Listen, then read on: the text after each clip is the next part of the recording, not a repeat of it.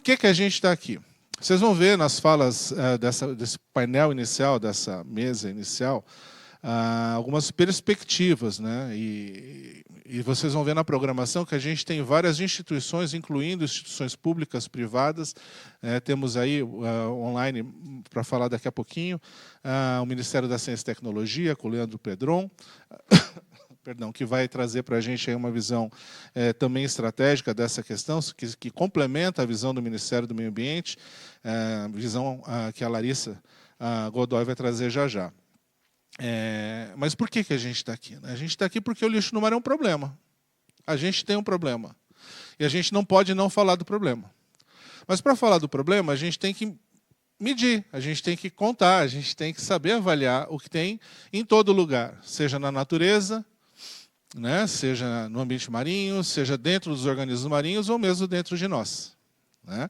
E aí a gente tem problemas que são não só ambientais. A gente está falando de um problema ambiental, mas também estamos falando de um problema de saúde. Estamos falando de um problema de segurança alimentar. E, basicamente, o foco dessa discussão de hoje aqui, ela está muito voltada para essa discussão da segurança alimentar. Né? O que está acontecendo na natureza, o que está acontecendo com os organismos que nós consumimos, inclusive aqueles criados e alimentados com ração feita de peixes, por exemplo, ou de restos de peixes. Então, a gente tem aí uma via de entrada para nós, de uma via de exposição para nós, muito diversificada. E isso, inclusive, está nas prateleiras dos supermercados. É ou não é? Então, a gente tem que entender um pouco melhor isso para poder, com base nessas informações, criar estratégias para que a gente proteja as pessoas, proteja a sociedade. Obviamente, se a gente proteger a natureza, isso é uma forma muito inteligente da gente proteger as pessoas. Mas temos que pensar em outras estratégias, outros mecanismos para que isso efetivamente possa acontecer lá no final, né? Ou aqui na gente. Esse é, então, um ponto importante. Isso nos conecta, conecta o bem-estar animal, a biodiversidade, com a segurança alimentar e também com os aspectos relacionados à saúde. O que esses microplásticos estão causando na gente? Qual é o limite seguro de consumo dessas partículas pelo ser humano? Essa informação não existe no mundo. Qual a principal via de contato com essas partículas? É pelo alimento que a gente come de origem marinha? É pelo ar que a gente respira? É pela comida que a gente come, a feijoada aqui, que em cima dela cai um monte de partícula enquanto a gente está comendo e a gente não está vendo? Do que a gente está falando? Né?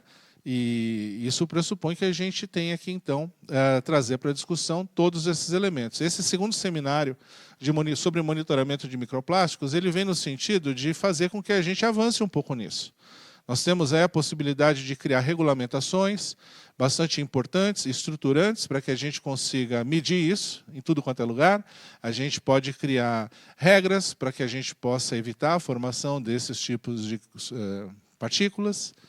E quando a gente fala de microplástico, parece que é uma coisa única, né, Marina? A gente está falando, na verdade, de um universo à parte. A gente está falando de tamanhos, ainda que pequenos, são vários tamanhos, e muito disso tem a ver com o que pode entrar na nossa célula. E muito disso tem a ver com quanto essas partículas conseguem carregar produtos químicos para dentro dos organismos. A gente está falando de partículas com diferentes composições químicas, polímeros diferentes, cores diferentes, aditivos diferentes, relações com o ambiente externo diferentes, formas de ingestão e de assimilação diferentes. Então, a gente tem que lidar com muitos aspectos que fazem com que esse tema esteja longe de ser algo trivial para se fazer. Tanto é que, em termos de ciência mundial, a gente tem um boom de pesquisas nessa frente, incluindo aí um jornal específico dedicado aos microplásticos. Já há congressos específicos. Walter, já é a Escola Avançada São Paulo dedicada a microplásticos, e eu queria usar esse momento para parabenizar você e a Cassiana, né, que vai estar aqui ao longo da semana, por conta do sucesso dessa escola. A gente está falando de mais de 1.000 inscritos do mundo inteiro. Né, e a gente está falando aí de um papel muito importante da ciência brasileira, né, se estruturando e fazendo um movimento oportunizado pela FAPESP. Então, a Escola Avançada é um tipo de fomento da FAPESP, que vai trazer para a gente oportunidades de formação de pessoas aqui no estado de São Paulo e no Brasil e no mundo, né? Ou seja, a gente não está falando só de uma abordagem bairrista, a gente está falando de algo muito mais abrangente. Isso remete a outras possibilidades que a gente tem. A FAPESP cria, em 2024, o programa dedicado ao Atlântico Sul e à Antártica, para abordar diferentes tipos de temáticas relacionadas ao oceano, e especialmente a década das Nações Unidas da Ciência Oceânica para o Desenvolvimento Sustentável. Dentre essas abordagens, a gente foca no objetivo, no desafio 2 da década, que é compreender e enfrentar as fontes de poluição do ambiente marinho. Estejam elas onde estiverem, né, Lê? A gente está falando de fontes terrestres, fontes marinhas, fontes de todos os tipos. E isso é uma prioridade. A gente está com uma chamada aberta agora do PROASA, né, desse programa, para receber propostas que incluem, obviamente, essa temática que a gente está discutindo aqui, no ambiente marinho, obviamente, ou na Antártica. Em ambiente terrestre não entra, tá? Mas a gente precisa aí, reforçar isso. Temos aí arranjos institucionais e oportunidades sendo criados para a gente se capacitar, para a gente se fortalecer enquanto comunidade científica, para enfrentar os desafios que esse problema complexo traz e para trazer soluções e respostas, né, para a sociedade que está bastante preocupada com esse tipo de questão. E não é só isso, né, são muitas outras coisas. Né? Quando a gente fala de lixo no mar, microplásticos é um dos aspectos. Nós temos inúmeros outros. Temos alguns relacionados com impactos na economia. Por exemplo, o Alan Krelling, que foi meu aluno de doutorado na Federal do Paraná, ele atua hoje no Instituto Federal do Paraná, e ele teve em um de seus capítulos um esforço gigantesco para fazer uma estimativa de quanto que o aumento do lixo no mar, na praia, poderia causar em termos de dissuasão do turismo e de impactos para um município pequeno, no norte do Paraná, que depende basicamente do turismo. A estimativa é de 8,5 milhões de dólares por ano. E vocês podem imaginar o estrago que a falta desse recurso pode fazer para o município.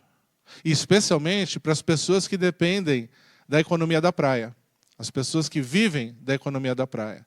Então a gente está falando disso também. A gente está falando de impacto na navegação. A gente está falando de um monte de coisas, inclusive da saúde.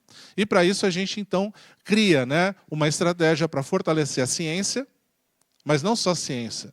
A década do oceano, ela produz o conhecimento e compartilha o conhecimento. Aqui também é uma oportunidade de compartilhar o conhecimento, porque sem esse compartilhamento a gente não vai ter a base, o alicerce, o amálgama que é necessário para a gente poder construir o futuro diferente.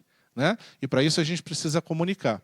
Então a parceria com a Voz dos Oceanos ela é muito importante, porque ela vai trazer aí uma plataforma de diálogo com a sociedade bastante ampla e bastante capilarizada, que faz com que a gente consiga levar essa mensagem muito responsável e muito responsavelmente para toda a sociedade.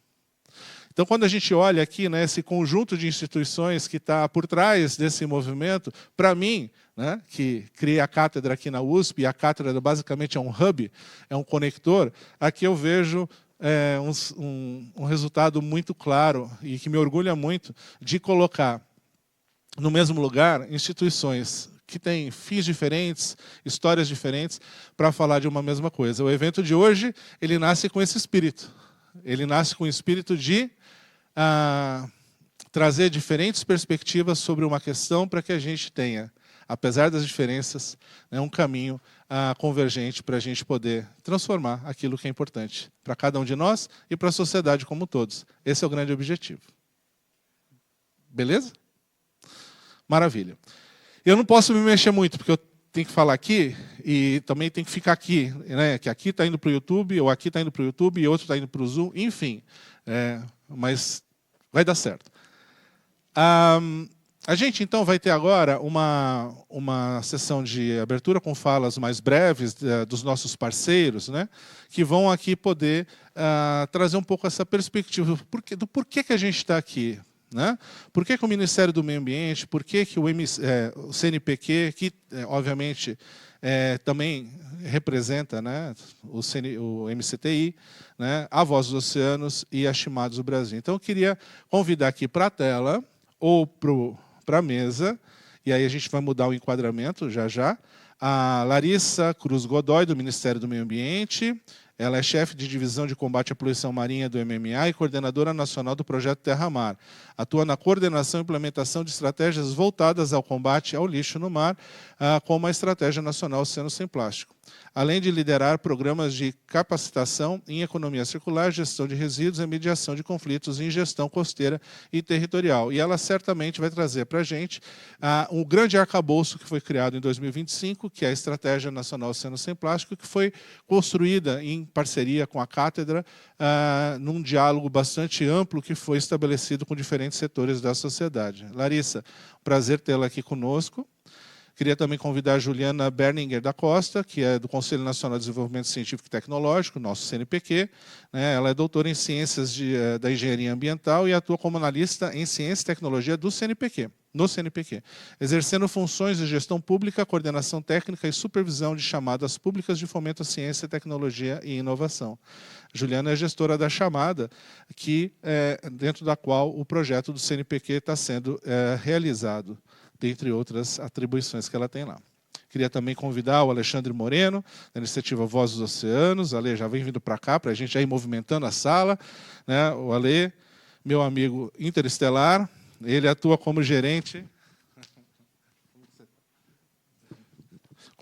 de comunicação e relacionamento do movimento global Voz dos Oceanos, projeto e expedição idealizado pela família Schurman. Ele é uma figura fundamental na liderança das ações de conscientização, de educação ambiental e de combate à poluição plástica nos mares. Já, depois que eu chamo a última pessoa, a gente bate palma para todos eles, tá? E, por fim, a Júlia Alves de Mello e o Lucas Marinho. Não sei se eles já chegaram, estão aqui? Acho que não. Se não chegaram, a hora que eles chegarem, porque a gente está numa cidade que se chama São Paulo, e aqui a gente tem um problema crônico, que se chama trânsito. Na hora que eles chegarem, eles tomam a voz, tomam assento e a voz. Eles são representantes da Chimados do Brasil. Né? A Júlia é vendedora técnica, né, e analítica, e o Lucas é especialista de produto na empresa, atuando diretamente com relação com pesquisadores das universidades, com consultoria e assistência em equipamentos e técnicas de espectroscopia, desenvolvimento de métodos e relatórios científicos para os clientes. Estão aqui nessa perspectiva de que a gente está construindo esse projeto conjuntamente. Né? E aqui, se a gente puder ter, então, também um momento para que nosso querido Leandro Pedron possa também trazer a sua mensagem, enfatizando a agenda do MCTI para essa questão, não só de oceano, mas também voltada para a temática do lixo no mar, dos microplásticos. Eu queria colocar aqui, então, Leandro Bortoloso Pedron, que está online aqui com a gente, no Ministério da Ciência, Tecnologia e Inovação, o MCTI.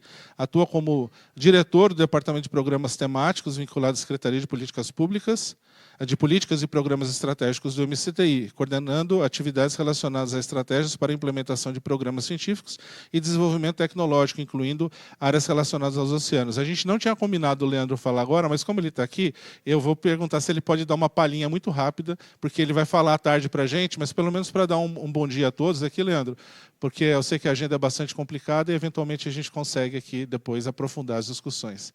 Tá? Perdoe pela quebra de protocolo, mas eu queria aproveitar a oportunidade de estar você aqui também.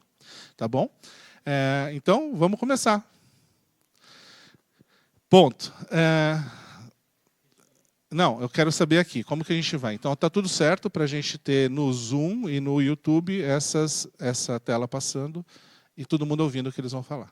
Tá certo? Então, vamos começar por aqui. Eu queria passar a palavra inicialmente, então, à Larissa, para ela, então, trazer breves comentários introdutórios, né, para a gente poder seguir aqui com a introdução do evento. Larissa, a palavra é sua. Obrigada.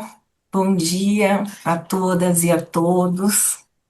Gostaria de cumprimentar o professor Dr. Alexander Turra, da Universidade de São Paulo, o Instituto de Estudos Avançados, e a Cátedra da Unesco para a Sustentabilidade do Oceano, as pessoas que estão organizando esse seminário e todos os participantes.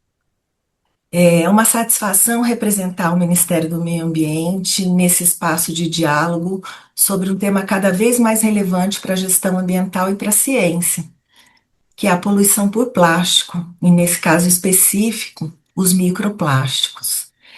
A poluição por plástico no oceano é um dos grandes desafios ambientais da atualidade, junto com a perda da biodiversidade e também a mudança do clima. A poluição por plástico, inclusive, agrava esses outros desafios, né? Assim como esses desafios também agravam o impacto da poluição por plástico, em especial no oceano. Nesse contexto, eu acredito que o monitoramento dos microplásticos é fundamental. Dados confiáveis e metodologias consistentes são essenciais para subsidiar as políticas públicas, orientar a gestão ambiental e avaliar a efetividade das ações implementadas. O governo federal, né, coordenado pelo Ministério do Meio Ambiente, e com a participação, o apoio do Ministério da Ciência e Tecnologia, do Ministério da Pesca e Aquicultura, da própria Marinha do Brasil, do Ministério da Saúde, do Ministério da Indústria, tem avançado nessa agenda por meio da Estratégia Nacional Oceano Sem Plástico, que foi amplamente apoiada tecnicamente pela cátedra, né, pela equipe do professor Turra e a Universidade de São Paulo. Então, a conhecida também como ENOP, ela reforça a importância da ciência, da inovação e da cooperação entre o governo, a academia e o setor privado e a sociedade para enfrentar a poluição por plástico em todas as suas formas. Por isso, eu acredito que iniciativas como esse seminário, esse segundo seminário, né, professor Turra, são muito importantes.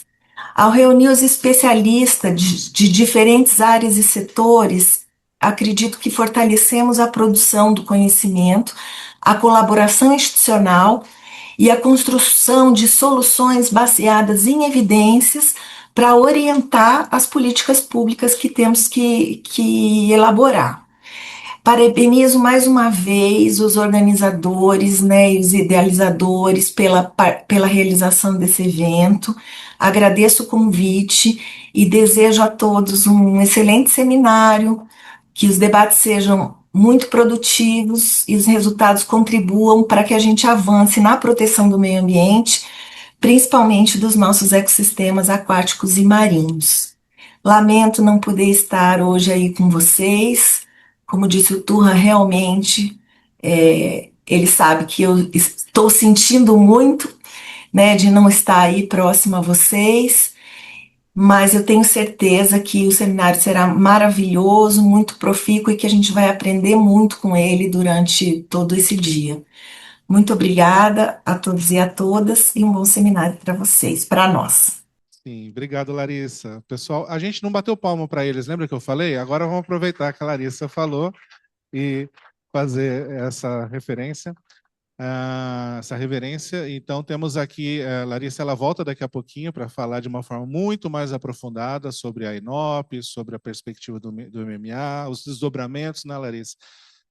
E eu imagino aí que a gente tem muitas coisas interessantes e importantes pela frente. Então, obrigado pela sua fala inicial. Eu vou, então, passar a palavra para o Leandro Pedron, do MCTI, para uma fala inicial, porque ele também vem falar em mais detalhe daqui a pouco, né, com muita profundidade, mas agora só um oi mesmo. Leandro, por favor. Não te ouvimos. Vocês conseguem me ouvir agora? Agora sim, Leandro, obrigado. Maravilha. Obrigado. Bom dia, Turra. Bom dia a todos. Bom dia, Lê, para estar na mesa. Turra, primeiro, parabéns pela organização do seminário. Eu acho que é trazer essa discussão sobre microplástico, como você comentou no começo, e a Larissa complementou agora, a gente tem que cada vez mais falar sobre o assunto e entender o impacto na nossa vida, não só na questão de poluição, não só na questão de saúde, na questão pelo viés econômico também. Então, é assim que o Ministério também tem olhado para a agenda de microplástico como um todo. CNPq está aqui, executa as ações, como a gente fomenta, e entra muito na operacionalização dos recursos que a gente demanda. Então, à tarde, a gente conversa com mais detalhes sobre a atuação do Ministério, mas, de novo, parabéns pelo evento. Uma pena que eu não vou conseguir estar aí com vocês, a agenda às vezes não permite nessa correria, mas parabéns pelo evento e a gente continua acompanhando aqui, aprendendo com vocês. Obrigado. Leandro, muito obrigado, né, enfatizando que o MCTI, né, ele tem atuado fortemente como um grande oásis, um grande dinamizador de toda essa agenda de oceano no país, em alinhamento com o MMA e com outras frentes aí, incluindo a CIRM, que é a Comissão Interministerial para os Recursos do Mar. A gente tem no Brasil um arranjo institucional extremamente potente, né, Leandro? Eu acho que a gente precisa sempre valorizar e fortalecer esse arranjo. Então, parabéns, obrigado aí pelas falas e parabéns pelo trabalho que vocês vêm fazendo, os quais a gente vai conhecer um pouquinho mais, eu conheço, né? Mas assim, o pessoal vai conhecer um pouquinho mais em detalhe já já, com as falas suas e da Larissa, tá bom? Muito obrigado. Queria também passar a palavra para a Juliana Berninger da Costa, do CNPq. Juliana, por favor, a palavra é sua. Bom dia a todos, é um prazer estar aqui, agradecemos muito o convite, né, de participar desse evento, que realmente é bastante importante, né, esse compartilhamento de informações né, com tantas pessoas diferentes, né, de atores diferentes, né, bastante, não é uma coisa tão comum, na realidade, deveria ser mais, né, mas principalmente na área de pesquisa, né? Então, isso sempre, com certeza será bastante profícuo, não tenho a mínima dúvida, né? Queria falar rapidamente, né, principalmente após a fala do Turra aí, do MMA, MCTI, né, só de ressaltar, como somos CNPq, né, gostaria de ressaltar a importância da realização de pesquisas sobre microplásticos no Brasil, né, o CNPq, ele fomenta pesquisas de ciência básica e também de ciência aplicada, né, e no caso de microplásticos em específico, né, a gente, como CNPq, a gente quer, né, a gente deseja que as pesquisas que estão sendo financiadas, de fato, forneçam dados mais concretos e aplicáveis diretamente às políticas públicas, né, voltadas para a proteção dos ecossistemas marinhos e costeiros. A gente quer uma coisa um pouquinho, não tanto de ciência básica, que é super importante, mas uma coisa mais aplicada mesmo, né, que permitam identificar principais fontes de poluição, mapear a distribuição, né, monitoramento de distribuição quantitativo, qualitativo dos microplásticos, avaliar os seus impactos na biodiversidade e na saúde humana, né, criando aí uma base científica necessária para orientar as ações de regulamentação mesmo, né, da INOP, Plano Nacional de Combate ao Lixo do Mar, fortalecer a implementação da década da ciência oceânica das Nações Unidas para o Desenvolvimento Sustentável, né, alinhando o país, né, às metas globais da conservação e uso sustentável dos oceanos, né? Na realidade, é uma coisa muito maior, né, que se deseja, né?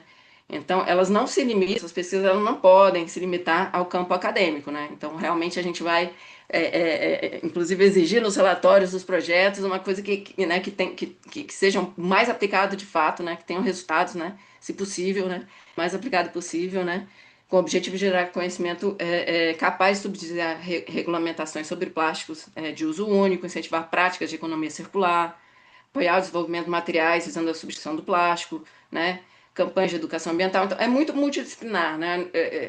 Envolve, meio transdisciplinar, né? Na realidade, né? E a gente entende que ainda existem muitos gargalos, né, científicos que precisam ser superados, né, como a Larissa até comentou, né, falta de metodologias organizadas para coleta, análise de microplásticos em diferentes matrizes, né, escassez de dados sobre efeitos toxicológicos em espécies marinhas potenciais riscos à saúde humana, carência de séries históricas, né, que permitam avaliar as tendências a longo prazo, né, necessidade de ampliar a infraestrutura laboratorial no Brasil, né, capacitação de recursos humanos, então, tudo isso a gente realmente é necessário que a gente fomente para que essa temática realmente evolua, né, como pesquisa, né, e crie subsídios palpáveis, né.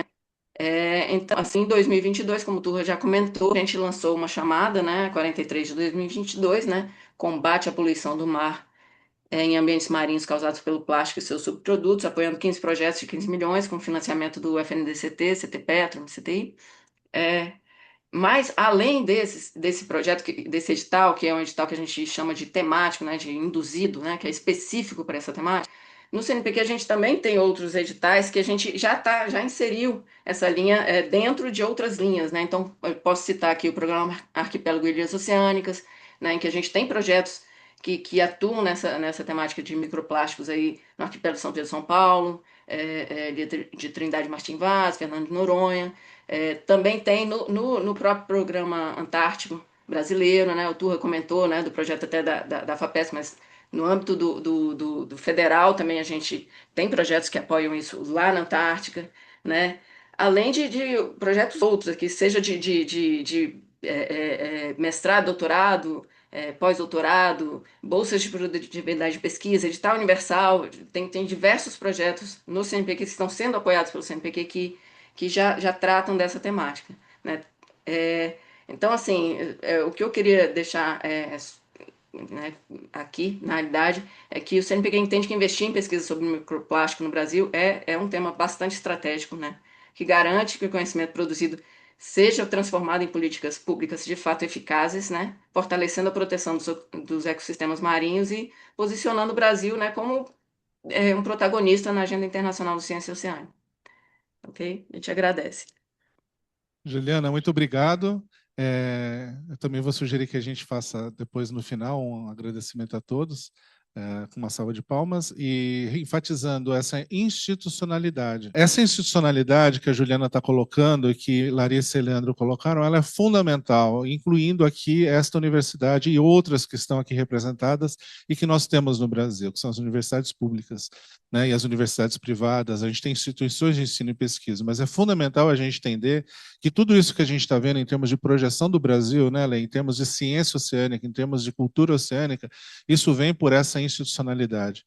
A gente tem aqui a Secretaria de Educação de Praia Grande representada em peso, né, Eliane? A gente tem aqui todo um diálogo sendo potencializado para a gente poder construir e disseminar, né? E essa institucionalidade, novamente, que o CNPq traz como reflexo de uma política de Estado é fundamental para a gente poder ter a condição de fazer a ciência, né? A ciência que precisamos para o oceano que queremos. Juliana, muito obrigado. Eu queria, então, agora passar a palavra ao Ale Moreno para trazer um pouco essa visão agora de um outro ponto de vista, né, Lê, em relação a por que estamos aqui, né? A palavra é sua. Obrigado. Bom dia a todos e todas. Primeiro que hoje eu já começo vindo para cá emocionado que a nossa líder, Heloísa Schirman, completa 80 anos.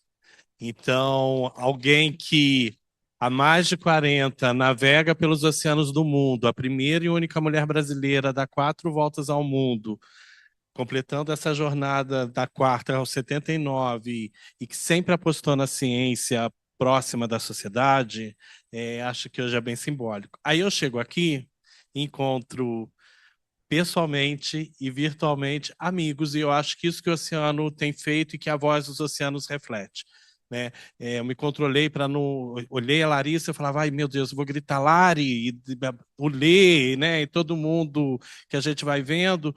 O cenário é um cenário extremamente preocupante, né? É desafiador. A gente comunica o que está acontecendo nos oceanos. A Voz dos Oceanos nasce da família Schirman, depois de mais de 30 anos navegando, quando eles, desde 97, foram testemunhando a invasão de plástico e microplástico em lugares remotos, decidiram criar esse movimento coletivo para além da família Schirman, onde a ciência é um dos pilares. E quando a gente fala da ciência como pilar, é um pilar que vai trazer conhecimento e que a gente, com a comunicação em diferentes frentes, possa aproximar essa ciência da sociedade para ela consciente se unir e criar os movimentos de inovação, de conscientização e de combate a esse plástico e microplástico. Para vocês terem uma ideia, de 2021 a 2025, a primeira expedição da Voz dos Oceanos percorreu mais de 140 destinos de 17 países das Américas do Sul, Central, Norte, Oceania, Ásia e África, ou seja, praticamente o mundo inteiro, tirando a Europa. Em todos os lugares nós encontramos plástico e microplástico. Mas em todos os lugares por onde a nossa tripulação passou, a gente encontrou pessoas e iniciativas trabalhando fortemente para reverter esse cenário, seja com tecnologia, inovação e muitas vezes com ciência. E nós satisfeitos de ver o que a gente está, né, a ciência e divulgar a ciência de outros pontos juntos, né, na nossa parceria, nós tivemos uma expedição que também trouxe um retrato muito alarmante justamente da saúde alimentar. Um desafio para algumas cientistas que começaram a se comunicar, e até hoje eu me emociono de olhar para a Marília, que a Marília que a gente deixou em Itajaí para iniciar a expedição e a Marília que eu encontrei em Belém depois de 2 meses, percorrendo a costa brasileira, ao lado da Jéssica, da Cate, né? Cientistas que trabalhavam com a comunicação, e uma cientista que foi invadida pela comunicação, mas a Tamis era outra pessoa, né? Era uma pessoa que conseguiu romper a parede do laboratório, e ela conta para a gente da pesquisa de uma maneira linda dos resultados que não são tão lindos, né? 4 mulheres a bordo de um carro, fazendo parte da nossa trajetória marítima, saíram de Itajaí e foram em 2 meses até Belém, percorreram praticamente toda a costa brasileira coletando bivalves, né, os moluscos que eram consumidos, pescados e consumidos na costa, não interessava pegar um congelado, e que infelizmente detectou que 100% das localidades estavam com esses, né, bivalves contaminados por microplástico. O que o Turra me ensinou, e essas gênias também, né, é que, diferente de outras pesquisas que a gente mostrou, né, quando a gente percorreu na volta ao mundo, a gente não consegue limpar o bivalve, né? Então, algumas pesquisas a gente via o peixe sendo pescado, fresco, mais limpo, então você consegue minimizar o efeito disso, né? E no molusco não, né? Você pega a ostra, um limãozinho e vai lá a ostra com o seu microplástico, né? Em alguns casos até a gente tinha uma quantidade que é referente a pastel, né? E o que acho importante de ter a ciência junto com uma plataforma da sociedade civil de comunicação, a gente se retroalimenta. Muitas vezes a gente é procurado de uma maneira que eu considero até absurda, né, das pessoas, de jornalistas, de algumas fontes, né, perguntarem: o que a ciência está falando é verdade? E a gente tem que trazer esse olhar de sociedade como sim, é uma verdade. Porque parece que a ciência, em alguns momentos, ficava distante, como se fosse uma coisa muito do laboratório, né? Então, quando a gente cria uma expedição, coloca os cientistas a bordo, e elas percorrendo, se comunicando, usando as redes, ou a gente faz uma Casa Vozes do Oceano, que está lá o Ministério do Meio Ambiente, o Ministério da Ciência e Tecnologia, diversas organizações, a USP, outras universidades, interagindo com a sociedade, a gente vê uma barreira muito forte sendo interrompida, e a parte mais emocionante é ver a sociedade encantada pela ciência. Lá na Casa das 11 Janelas, onde a gente fez a Casa Vozes do Oceano durante a COP30, um dos objetos da exposição era a pesquisa de uma mestranda, né, Adriele, da Universidade Federal do Pará, que viu o efeito do plástico nas espécies, em um pássaro típico da região de Belém, em que 90% dos ninhos dessa espécie já são feitas com fios de nylon de redes de pesca fantasma. Aquilo sempre esteve próximo daquela população, mas com a casa e com essa exposição e como uma plataforma de comunicação, mais de 100 mil pessoas que frequentaram a casa ficaram próximas daquilo, entenderam a gravidade, entenderam a problemática, interagiam com aquela cientista e as demais que estavam lá, né? Ver a Mar, a Jesse, a Cate chegar em Belém e poder fazer uma coletiva e a sociedade conversar com elas e dialogar. Então, a nossa missão é essa.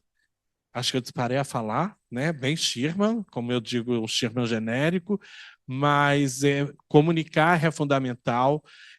Pesquisar é importantíssimo, ter esses dados divulgados e cada vez mais próximos da sociedade é uma motivação para outras questões. É uma motivação para a gente rever legislações, olhar uma ponta da cadeia que tem um tsunami de plástico sendo jorrado diariamente, que a gente precisa da ciência e da inovação para rever também, né, as embalagens, design, etc. E nós temos capacidade para isso. E é poder ter a sociedade apoiando e consciente como a gente vê crescendo. No fim, esse tsunami tem aí uma barreira de corais humanos muito unida, né, e querida. Então, que a gente siga adiante, valorizando a ciência e podendo comunicar boas novas, porque também tem muita coisa que a ciência está trazendo de importante e relevante para reverter esse cenário. Dando uma salva de palmas para o Alexandre, o Ale Moreno, a gente também estende essas palmas aos nossos convidados online, a Larissa, o Leandro e a Juliana. A gente ainda não tem a equipe da Chimados o presente, mas depois a gente passa a palavra para eles. Mas eu queria aproveitar o momento para enfatizar que essa costura entre instituições ela é fundamental. A gente conseguiu estruturar um laboratório de altíssima qualidade no Instituto Oceanográfico em função dessas parcerias. E é um laboratório que a gente chama de Céu-Mar, é um laboratório que foi desenhado para que a gente pudesse não só fazer a pesquisa, mas principalmente capacitar as pessoas para que elas possam, com autonomia, fazerem as análises onde quer que estejam. Usando outros equipamentos, mas podendo usar esse, mas com autonomia. E com isso a gente cria oportunidades para que a gente possa expandir a pesquisa no Brasil e, mais do que isso, para que a gente consiga fazer isso de forma harmonizada. Essa é uma palavra que vem emergindo fortemente quando a gente fala de lixo no mar. Logo depois do intervalo, nós teremos a Amy Lusher e a professora Sherry Motzi falando bastante desse aspecto da harmonização. Por que isso é importante e como a gente vai fazer isso acontecer no mundo inteiro. Aqui no Brasil, a gente está buscando fazer isso de uma forma bastante interessante, e especialmente estando muito perto de pessoas com quem a gente gosta de estar, que a gente admira, e que fazem com que a gente entenda que faz muito sentido a gente estar nesse caminho. Aqui o Alexandre, ou Ale, carinhosamente conhecido, ele traduz bastante essa expectativa da gente conseguir tocar as pessoas e promover essa mudança, Ale? A gente está, então, eu não sabia, mas eu já vou mandar um parabéns para a Heloísa. A Heloísa é uma grande guerreira, é uma pessoa que vem iluminando várias discussões sobre essa temática, assim como muitas outras pessoas que estão aqui e que não estão aqui ou estão online, fazendo parte desse importante movimento. Então, a gente segue nas atividades do dia de hoje. É um dia que a gente vai ter 3 momentos de interação. Temos 2 coffees, um agora de manhã que começa em alguns instantes. A interação e... uma parada de saúde, e a gente vai ter um horário de almoço no qual a gente vai poder também continuar interagindo, ou seja, também é um momento de troca, não só de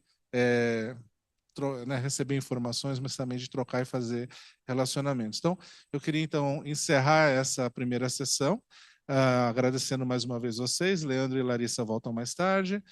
Juliana, a gente está junto na chamada e além da chamada, em várias frentes, apoiando o CNPq incondicionalmente, a ler, estamos juntos, e estimados também nessa perspectiva de um diálogo diferenciado com a iniciativa privada, que a gente também vai expandir hoje no final do dia.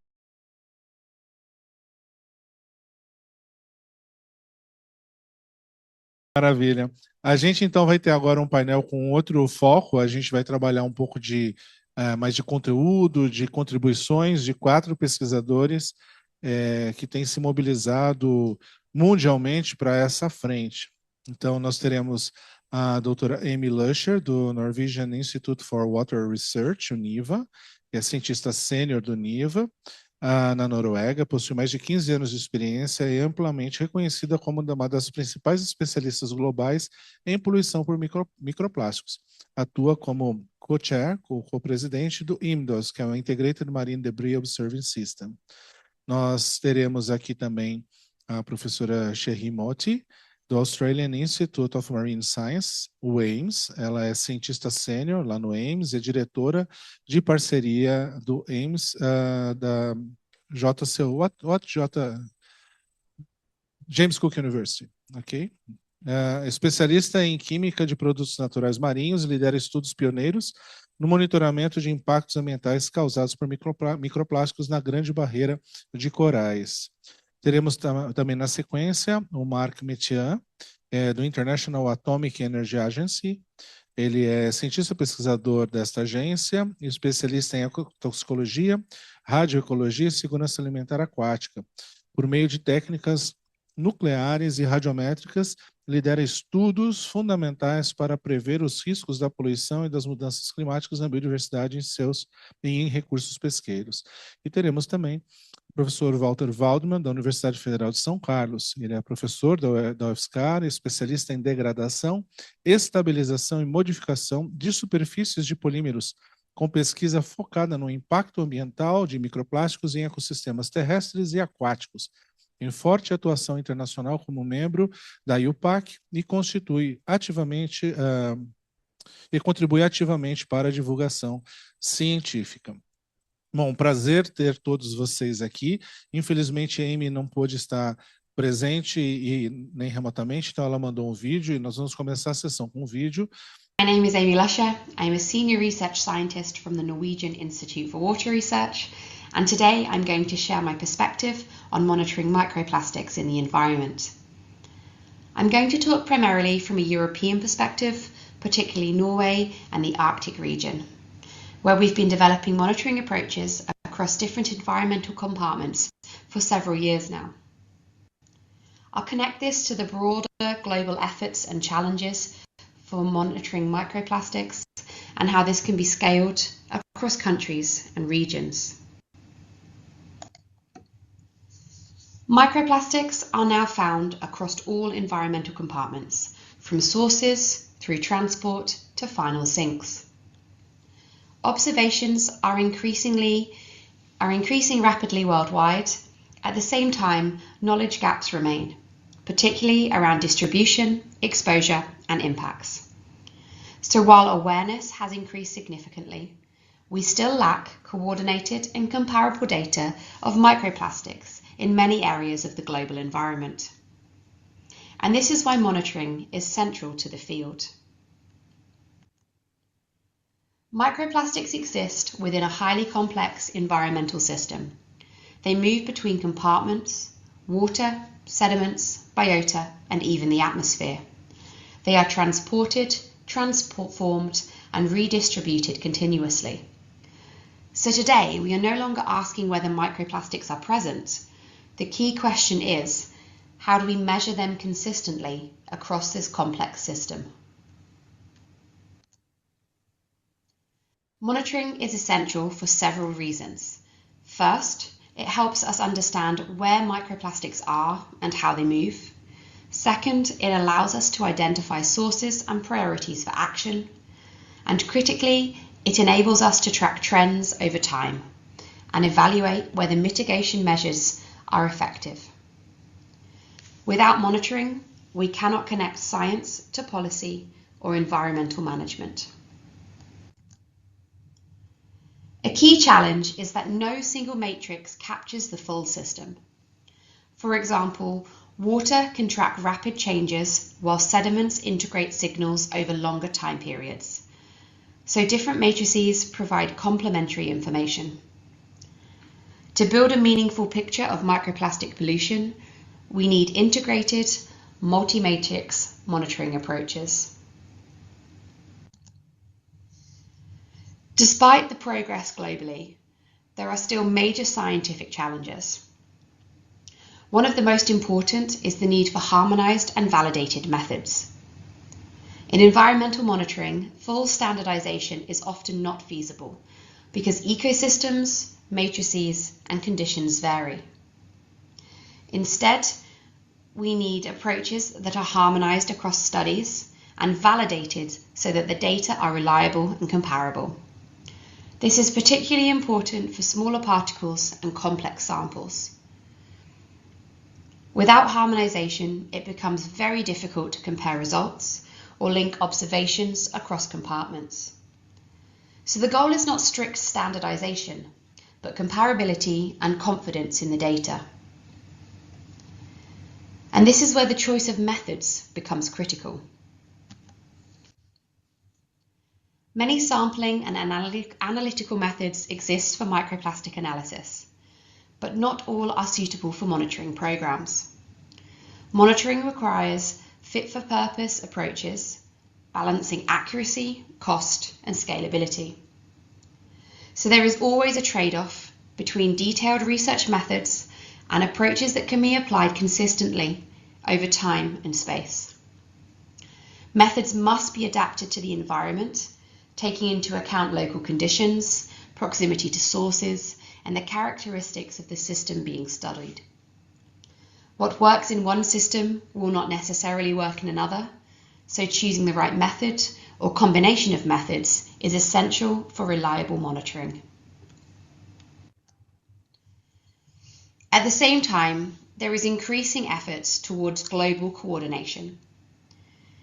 Efforts are underway to develop harmonized monitoring approaches, shared data, and common indicators, particularly through the United Nations Environment Programme and the Global Partnership on Marine Litter. Initiatives such as IMDOS are also helping to coordinate observations and link monitoring across the regions. This is the critical step towards moving from fragmented studies to a more integrated global understanding with shared indicators and shared data. One key example is IMDOS, the Integrated Marine Debris Observing System. IMDOS focuses on sustained global observations, harmonized approaches, and shared data, and building coordination capacity. This is a key step towards a sustained global observing system and towards making monitoring meaningful at the global scale. But what does this look like in practice? Different monitoring approaches capture different parts of the system, so data is being collected in many different ways to answer many different questions. For example, beach litter monitoring is widely implemented and cost efficient for litter. Seafloor observations help identify accumulation zones of marine debris, while water surface monitoring can track transport pathways between coastal and offshore areas and within regions. Together, these approaches provide complementary insights for litter and microplastics. However, methods for microplastics are still at varying states of readiness. Beaches still need rigorous validation for identifying the number of samples required over a given area, whilst comparable methods are emerging for benthic sediments as well as surface microplastics, which have actually achieved a globally recognized best practice. In Norway, we have developed a national monitoring program specifically for microplastics. MicroNor applies a multi-matrix approach, integrating measurements across different environmental compartments. And importantly, it contributes to international harmonization efforts.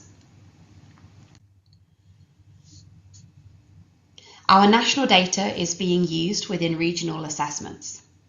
For example, microplastics in sediments were generated from samples collected from around the coastline of Norway. And this data has now been reported to OSPAR, where a regional assessment is currently ongoing for the Northeast Atlantic Ocean, to compare across countries in the region using validated methods and through agreed upon guidelines.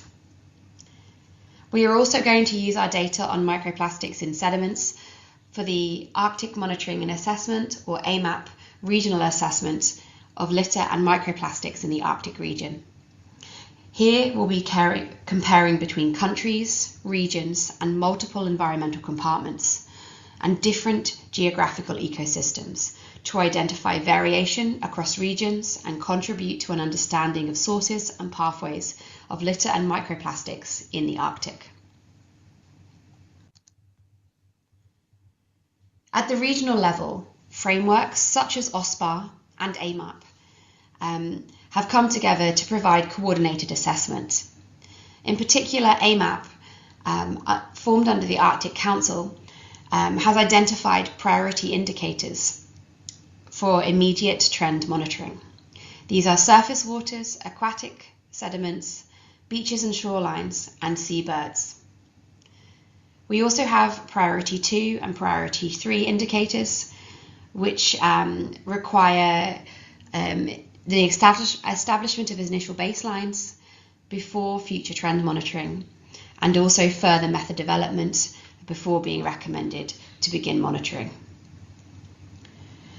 These efforts represent an important step towards integrated regional monitoring. Regional programs such as AMAP and OSPAR play a key role in bridging national and global systems. However, these monitoring programs still use different indicators and methods, as you can see from the figure on the right. So the key question becomes, how do we move from these fragmented systems and related data sets to global indicators? The scaling from national to regional to global is essential for building a coordinated monitoring system, but it still remains a major challenge.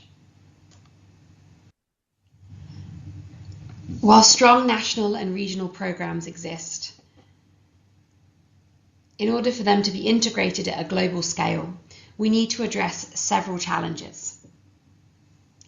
Firstly, monitoring is still fragmented and comparability across data sets is limited.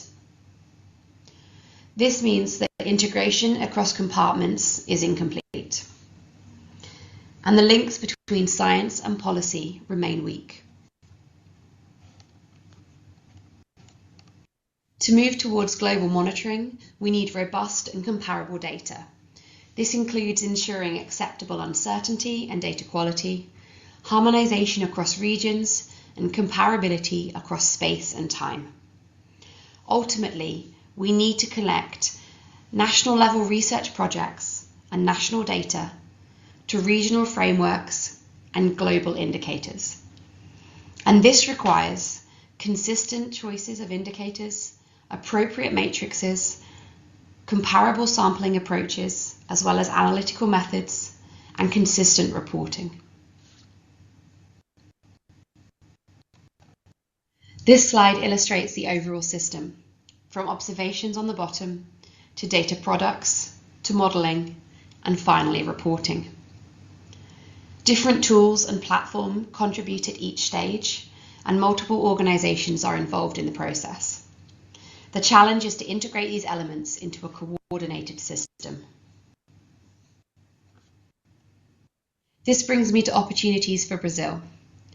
Much of the international effort can act as inspiration for developing a national strategy within geographic regions and across states.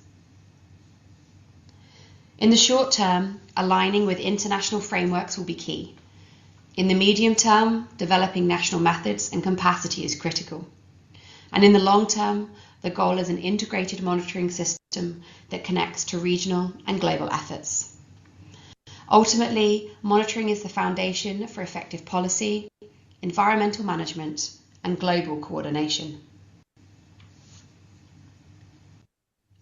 To summarise, we need to prioritise harmonisation, advance analytical methods, particularly for small particles and complex samples, improve science policy dialogue and public communication, and align with strategic platforms for coordinated research and global governance.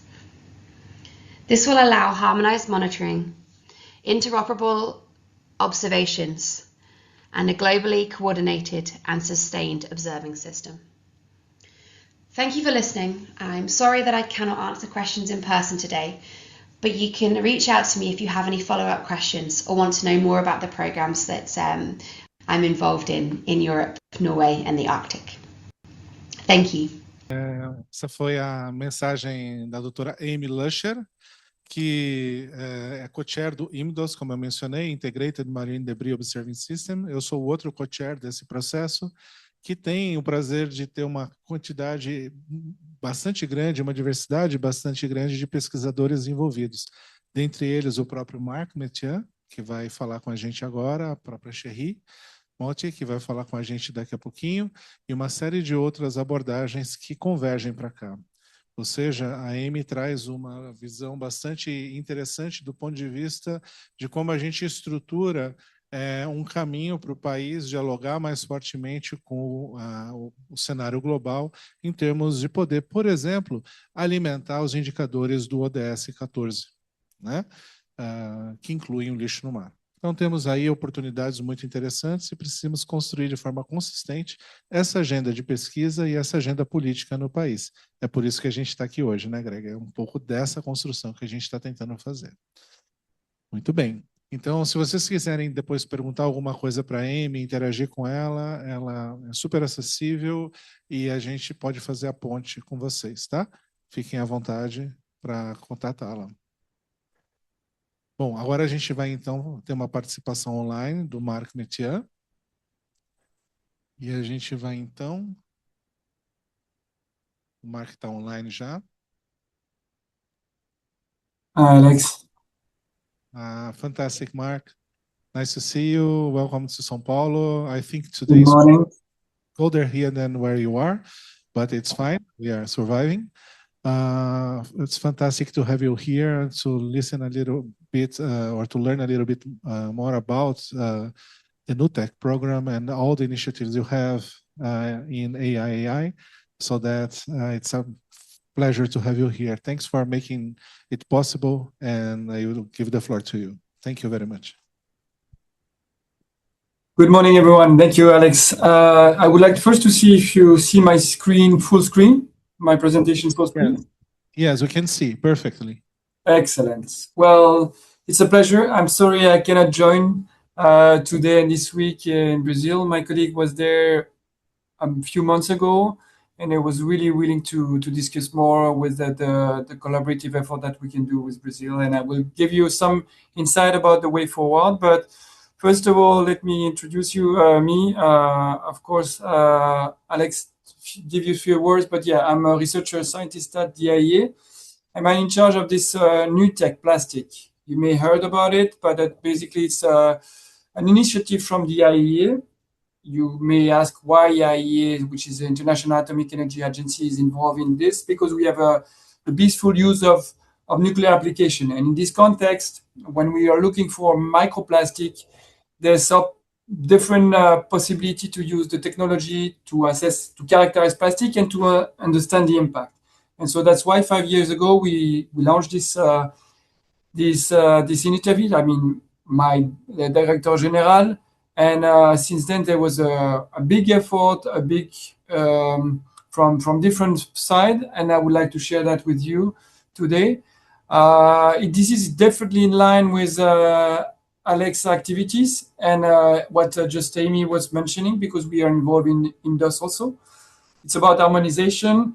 It's about addressing the remaining challenge that we can see. So by collaborating, comparing data with Apple and peer with peer. So definitely this is one of the topic of this approach, but of course there's other aspects. Well, we go with the challenge. So basically we're still lacking of data that's comprehensive and that can be checked with quality.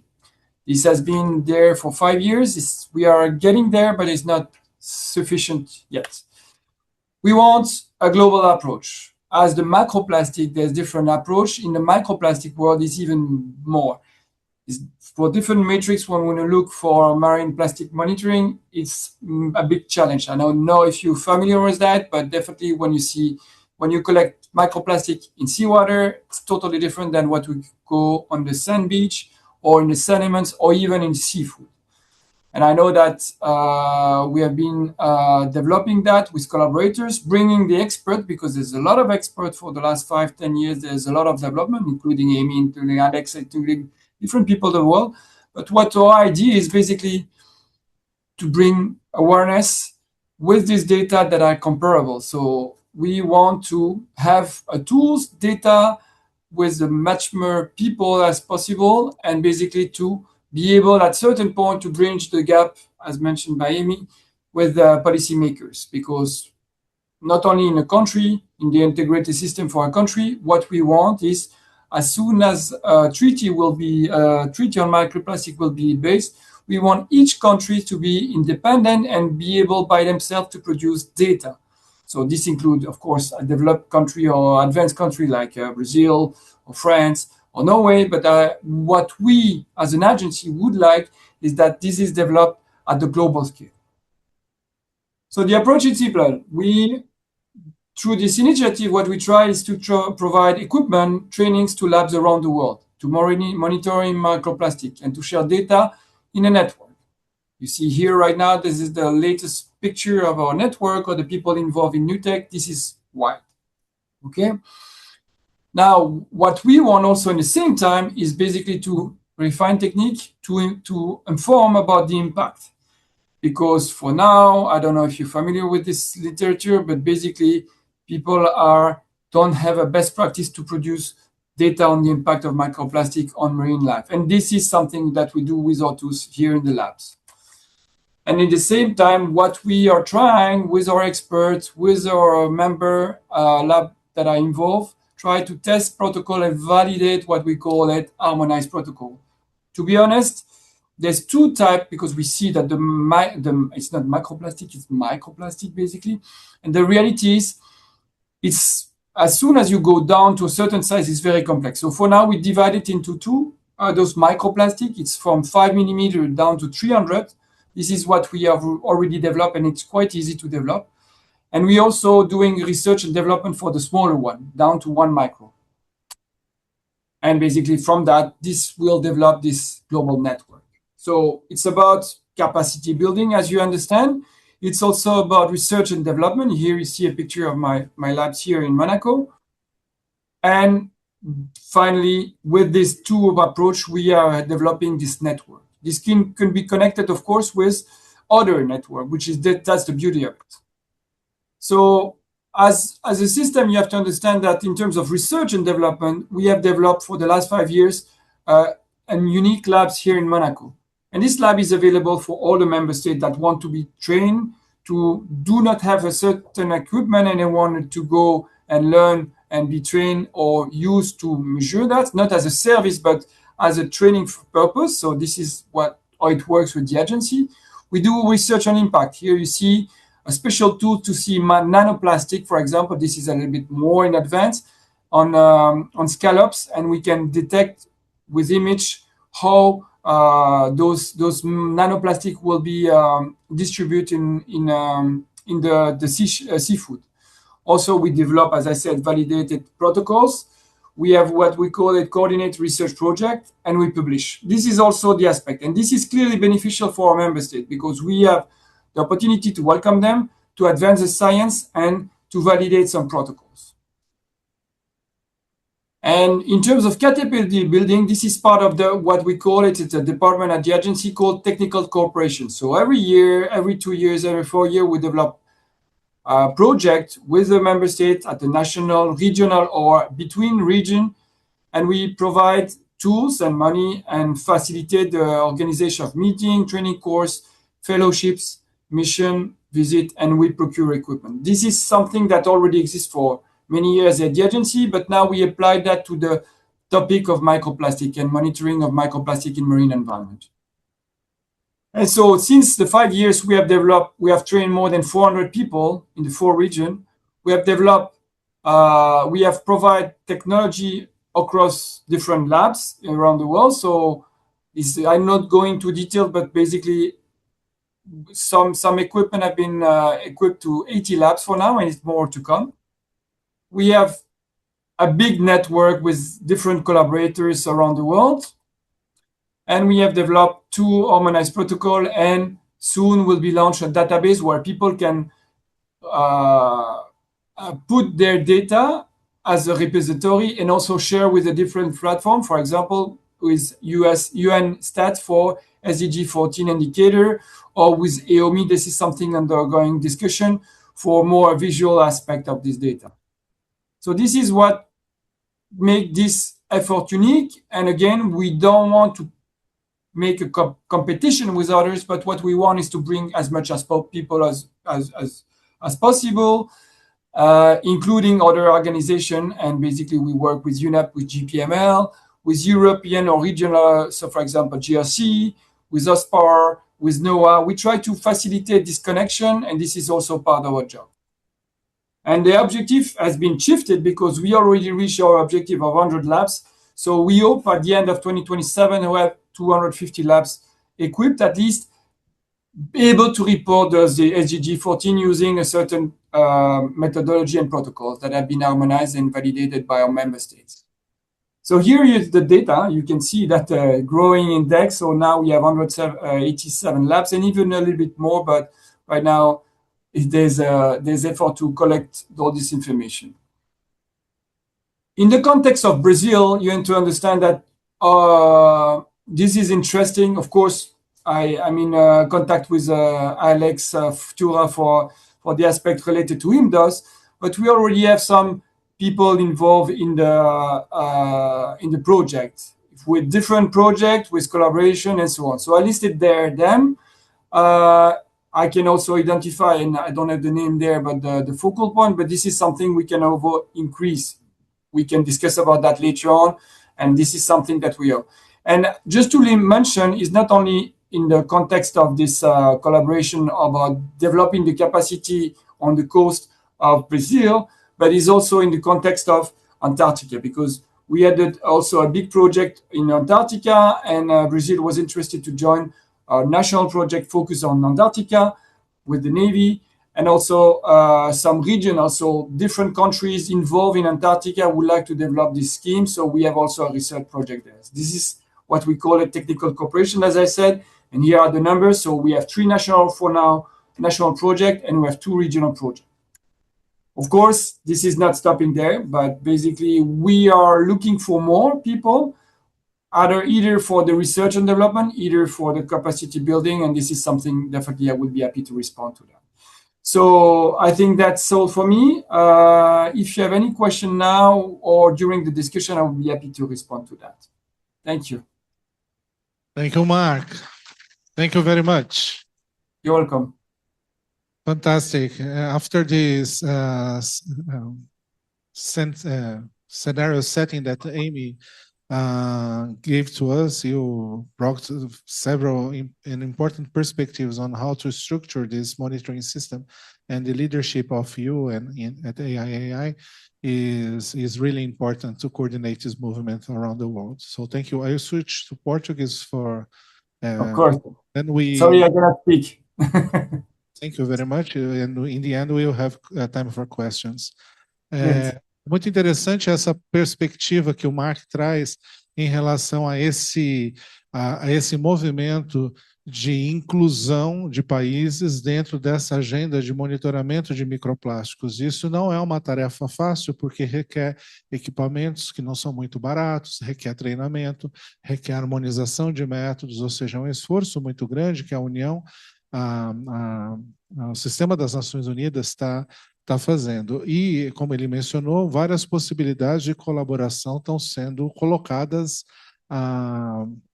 na mesa, né? Ou seja, várias instituições brasileiras podem ainda serem vinculadas, né? Fazer parcerias com a AIAI, né? Eu nunca sei falar isso em português nem em inglês, né? IAEA. Enfim.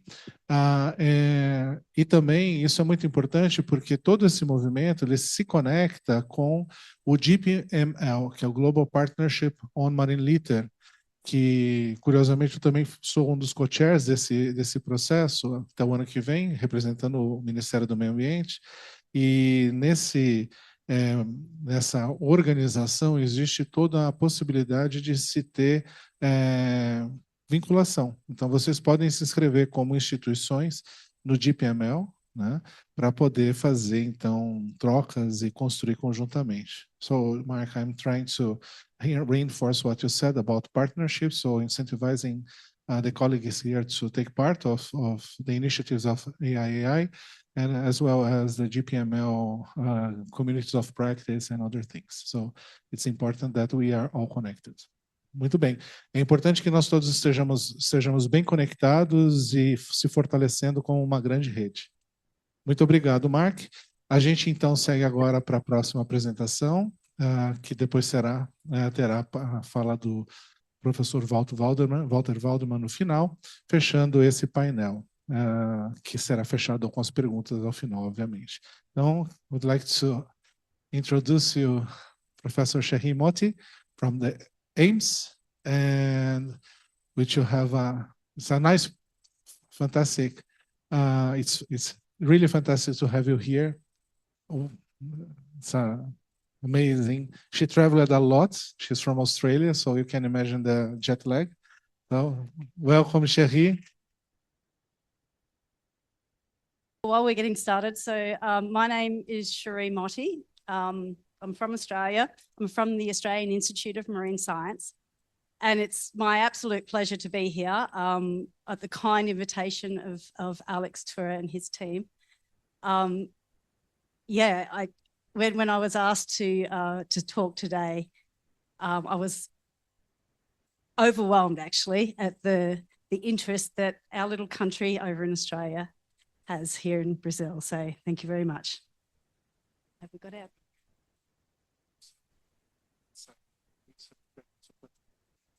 Oh, okay. I'm supposed to keep talking while we're waiting. But I must say, I've been here for 2 days. My jet lag is still not quite gone yet. So around about 3 o'clock this afternoon, I might fade a little bit. So if you do want to come and talk to me, please come and grab me around lunchtime while I'm still coherent.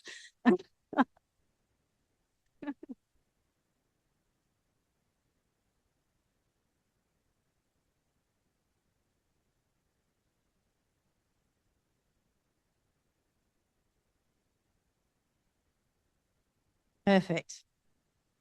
Okay, right. Well, thank you and good morning, everyone. So today I'm going to present on microplastics monitoring using shared challenges to build collaborative solutions.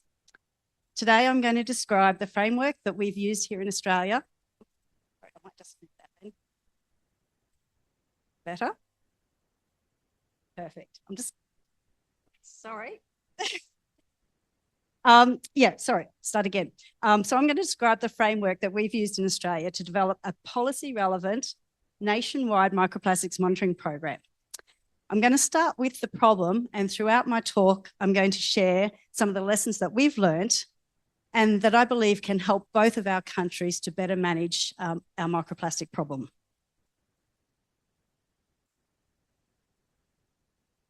So I'd first like to start by giving an acknowledgement to country. I acknowledge the traditional owners on land and sea country that I work in Australia. That's the Walgarookaba and the Bindals people, and also all of the other Aboriginal people across Australia where our monitoring takes place. Now, I really like to show this slide because it shows the juxtaposition between a 65,000-year-old stone axe, which is produced by the Aboriginal people. It is a long-lived natural material for sustainable use. And next to it, we have a nitrile glove. It's a single-use, deliberately designed, so we now know it persists in the environment and can cause ongoing harm. And so it is this shift from sustainable, long-lived natural materials to synthetic pollutants that is now bringing us to the growing global challenge of microplastics. So microplastics, most of you already know, they're smaller than 5 millimeters in size, and so that makes them effectively invisible. So why should we care about them if we can't actually see them? Well, we know that they're part of the novel entity's planetary boundary, and we know that this has now exceeded its safe operating space. We know that plastics have contributed to breaching also other boundaries. For example, through their transport,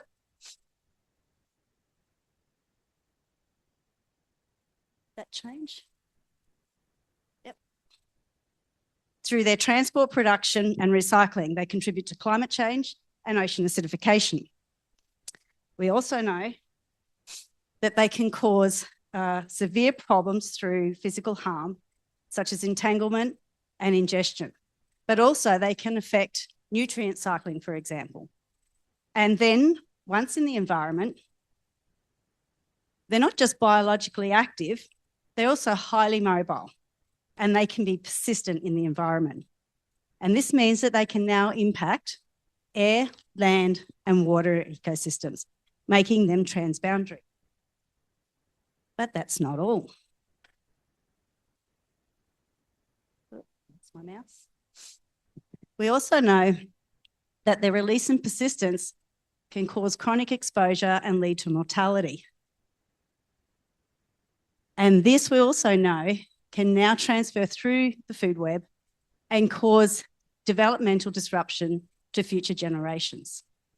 So they're transboundary, but they're also transgenerational. And even though these really are small little plastics, they have massive big impacts on our ecosystems. This is why we should care about microplastics. So Australia and Brazil actually have a lot in common. Our weather is similar. And although Brazil has around 10 times the population of Australia, we actually also share a similar landmass, which I did not realise this until I did some homework before coming here. We also have a similar passion, soccer. Some are more passionate than others. I understand that, having been here on Friday night. But back to the point of today's talk. We also both have very vast coastlines. And in fact, Australia obviously has a much bigger coastline. Regardless, this means that we also face similar challenges in managing our marine microplastics pollution. So now more than ever, we need to be together to address this problem. These challenges, however, are not just environmental, they're also fundamentally about governance and collaboration across sectors and scales.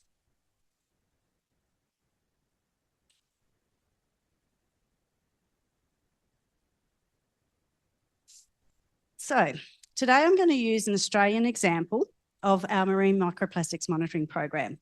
And I'm going to show you what an integrated approach can actually look like in practice. I'm going to identify practical, scalable pathways that people such as yourselves can use to strengthen microplastics monitoring and policy coordination. And more importantly, I'm going to highlight that there are actually shared challenges that we all face and that there is real opportunity for two-way learning between our two countries. So globally, we know that there is already significant movement to address plastic pollution. This includes international initiatives and policy efforts that have seen the establishment of 1,459 laws. Despite this massive movement, we still lack, as we heard from Amy this morning, a coordinated global system. And sadly, we still have no United Nations Global Plastic Treaty. So even though the activity is high in this space at the moment, alignment really remains limited. In Australia, we have 17 legislations, but sadly for us, we also have 7 states, and that means that we are highly fragmented in how we handle plastic pollution in general. Also, most notably, is we have no current thresholds to deal with microplastics within this legislation. So as a country, we're now aiming to address this. However, integration of effort, science effort, with policy is still very limited, but it is changing. The Australian government has now identified microbeads as a problematic plastic. That took a lot of energy and effort from the Australian people to get that far. In 2026, the Australian State of the Environment report will, for the very first time, actually have microplastics listed as a key indicator. So we are moving in the right direction. So again, where do we share the similarities? Well, I was reading a paper, Urito et al., published just this year, and they talked about the fact that despite the different contexts of both of our countries, Brazil actually faces many of the same legislative challenges with microplastics as Australia does. In Brazil, governments is also split across nations, states, and at local levels. And microplastics, similarly, are not yet fully integrated into these policy systems. So recognising these shared challenges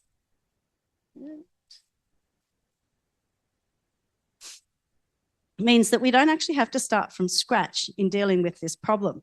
We can actually work together. We can share knowledge, frameworks, and experience to better align our monitoring and our data, to support stronger policy decisions, and to ultimately focus on preventing microplastics at the source. That is, before they get into the environment, because we know how it's nearly impossible to remove them once they're in the environment.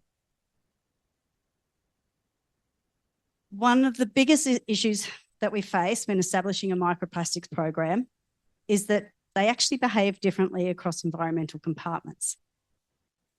So Amy has already talked about this, but I'm going to reiterate that we have surface waters, subsurface, sediments, and biota, and they all tell a different part of the story. So for example, if we look at the surface waters, it can tell us about where plastics go to. It can also tell us about where the accumulation zones might be. At the other end of the spectrum, we can look at what's happening in the biota. It can tell us about what types of exposure and the effects of that exposure, and also impacts such as trophic transfer. So if we only measured one of these compartments, we would only get one part of that story. In an ideal world, we would actually monitor across all compartments. But in reality, and certainly in Australia, it is a complex, resource-intensive exercise, especially at the scale of our coastline. So in Australia, at the Australian Institute of Marine Science, we started with surface monitoring as a practical and scalable entry point, with the aim to progressively build towards that coordinated multi-compartment monitoring that Amy was talking about.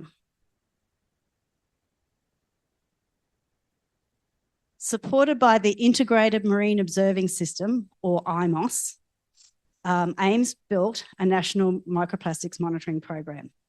We started with 2 pilot programs. One was a spatial program and one was a temporal program. And we've now evolved this into a multi-site program providing spatio-temporal data across Australia's entire marine estate. Most importantly, the goal of this program wasn't just to collect data, but it was about linking the problem of plastic through good science to a policy-relevant output. Now, underpinning all of this is a structured workflow and validated methods. Having this ensures standardisation across our internal program. In this program, we've developed standard operating procedures that are aligned with international frameworks. We've developed QA/QC, or quality assurance and quality control pipelines, to ensure integrity of the data. And we've also developed data streams to ensure that that data is accessible. This workflow has demonstrated scalability and interoperability of the program across Australia, and also that the data is actually comparable, scalable, and policy relevant.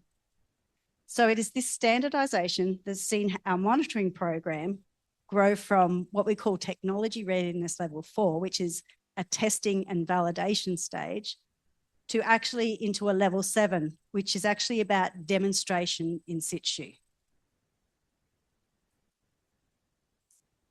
A key extension of the workflow is the publication of our standardised curated data.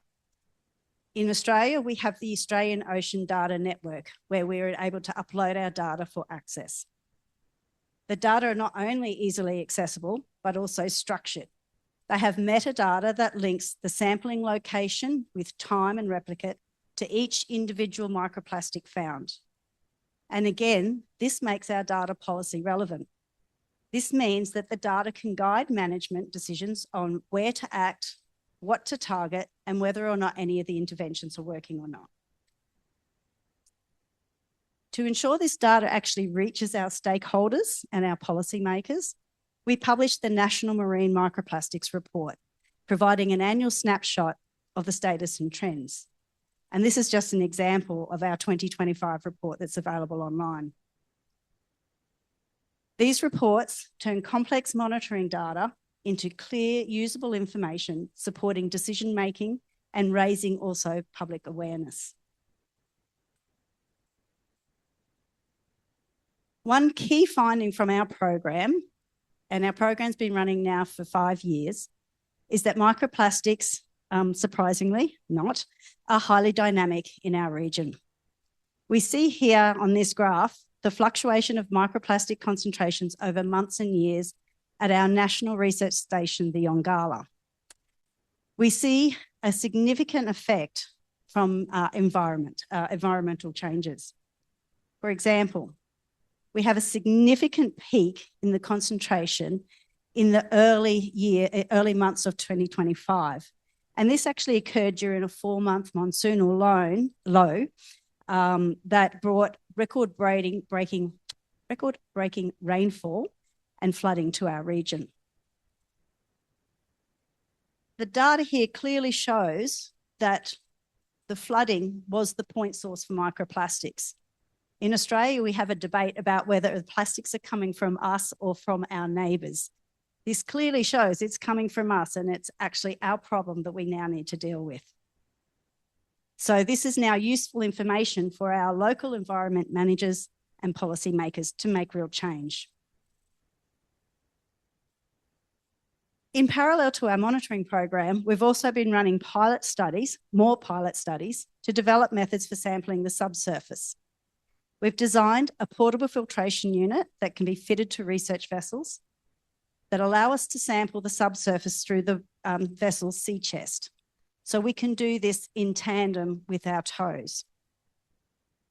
Our pilot data actually shows that we can find up to 1,000 times more microplastics in the subsurface than on the surface.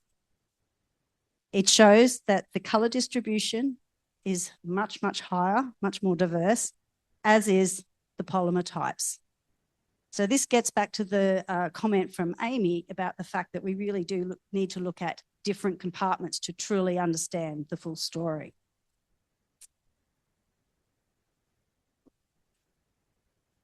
It reinforces the need for an integrated, multi-compartment, long-term monitoring. And it shifts us from just describing the problem to actually thinking about how we design monitoring systems that capture the problem properly. So now that we know what a good monitoring system actually needs to look like, how did we actually build that into practice? And again, I'm going to reiterate some stuff from Amy, but globally, we already have the building blocks to be able to do this. We just need to connect them together. There are international standards, regional frameworks, and observing systems that together form a pathway for developing operational monitoring programs. In Australia, we have shown that this can actually work and that countries like Brazil could easily follow this pathway to similarly build nationally consistent systems. Obviously tailored to the Brazilian context, but there's certainly no need to start from scratch. But this shouldn't simply follow a standard top-down approach. Because of the complexity of microplastics and their dynamic nature, there's still a need to obviously develop and test new methods. This needs to be done through pilot studies, and these pilot studies can inform locally relevant policy, which can then feed back into and strengthen the system from the bottom up. Ultimately, this approach allows local monitoring to become globally meaningful. Again, this is where collaboration between countries such as Australia and Brazil can play an important role, linking experience and systems with local context.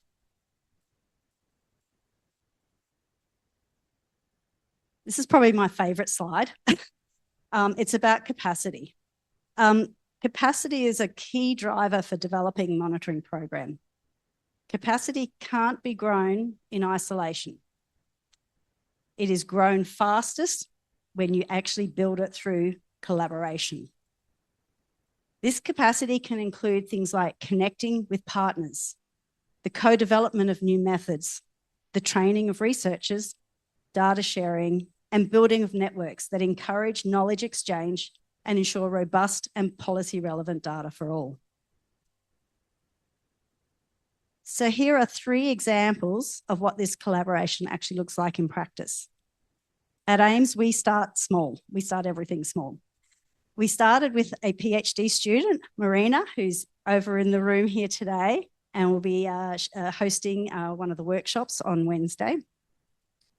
Since then, we've expanded to have another 2 PhD interns from Brazil, Beatrice Zacello and Marilia, who is also in the room today and is one of the on the organising committee. So it's a pleasure to be able to see the people that we have been able to share experiences with and provide training to actually now be in a position to be training other people. So this is what capacity building is all about. So what began for AIMS locally in Townsville has now scaled nationally for us as our monitoring program, but also connected us globally and has us standing here today talking to you in Brazil. These research-driven pilot studies have been critical for our program. They've brought together new ideas, expertise, and infrastructure into our system. And importantly, it's provided avenues for active exchange, not just one-way transfer of knowledge. And I promise this is my second last slide. So the original question we were asked was, how do we translate Australian learnings into the Brazilian context? Well, firstly, and I'll say it again, Brazil does not need to start from scratch. It can build on proven approaches. And importantly, it is a 2-way process. So you can call on us. We're happy to share everything that we've learnt in developing our own program. The pathway for Brazil is clear. Start with targeted pilot programs. Adopt internationally aligned methods. Build national data systems and link monitoring to policy and microplastic thresholds. But most importantly, the process needs to stay adaptive as science advances. So the goal here is not just to monitor for microplastics, but to design a coordinated national system that can inform future policy and lead to real change. So in conclusion, I'd like to actually make a call to action for everybody here in the room today. The challenge is no longer about scientific uncertainty. We know microplastics are a problem. It is about coordination, integration, and sustained collaboration that must happen not just within countries, but between countries. So this means co-developing standardised monitoring frameworks. It means sharing protocols and investing in pilot programs that we can scale across not just our own countries, but regions. It requires building partnerships, linking science, policy and communities together to deliver a sustainable, interoperable and decision-ready system. Because ultimately, the goal here is not just to measure the plastics, but to enable better decisions for the future of our oceans. And with that, thank you very much.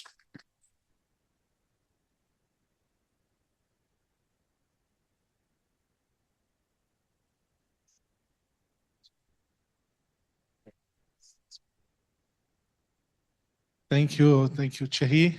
I agreed with everything you said, but I should disagree on soccer, on football. Although we are all passionate, perhaps Brazil could learn with Australia how to keep being passionate within the field. Acho que todo mundo concorda comigo, né? A gente precisa um pouquinho mais de brasilidade para o nosso futebol, né? Tá faltando alguma coisa ali, menos linguinha para a TV e mais jogo para... Enfim, eu saí até da cena aqui porque eu fiquei nervoso. Futebol é algo que mexe com a gente, né? Aquela coisa, né? Enfim. Ou handball, né, Walter? Né? Queria convidar o Walter Waldman aqui para fazer essa última fala. Querido amigo de anos de Unicamp, da graduação e de várias interações, não só acadêmicas, mas também futebolísticas e handbolísticas. Além de um grande amigo, é um dos maiores especialistas nacionais aqui, né, e no mundo sobre polímeros, degradação e coisas do tipo. Obrigado, meu amigo. Okay, everybody. Thank you very much for the invitation. I like handball, and I like the most a feminine handball team from physics here, Institute of Physics of USP. Do you know? It's a handball team called Handball. It's an amazing name. It's the most creative name. So it's not boring. Yeah, sure. So I'm going to talk about, where is the presentation? Okay. So I'm going to tackle the Global South. It's a theme very dear to me. Aqui, I cannot move anymore. Yeah? Okay, super. So, so it's a very dear topic to me, which is the Global South. So I'm going to start with a statement. So I don't think I need to reason about that. I think for this audience, I can start from this. The science must be truly global. So if the science is truly global, we are not going to have the biases we are having right now. So this paper from the last month about the policy documents being driven mostly by global north science. So this is a thing I would like to delve a bit deeper. Here is the data. I'm going to magnify this so you can see. But this is the proportion of policy papers and science papers cited in the policy papers, okay? So we have in the purple the amount of policy papers citing other policy papers. In green, policy papers citing science papers. And then we have in white both. So just to keep the reference of the table from the previous slide, so I'm going to magnify the first line, the last line, and our line, environment. So in the environment, we have 59% of policy papers relying on at least also scientific papers. So this is important. Let's dive a little deeper on that.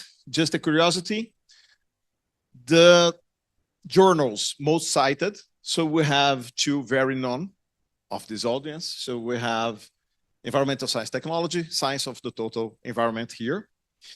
So it's going to be important later. Let's talk a bit about monitoring. I have the previous speakers talk very well about the topic. I would like just to mention that, as people said before, we need more monitoring data. We need to create methodologies to have long-term data across the globe. That's a point I would like to emphasize. So, and we have some gaps in scientific capacity that can undermine this goal. That's going to be my point here. Let's check some of the global gaps I am referring for. So this is, it's pity. It should be a global map with the points pointing to the countries where we have microplastics data. Let's see here. Oh, okay.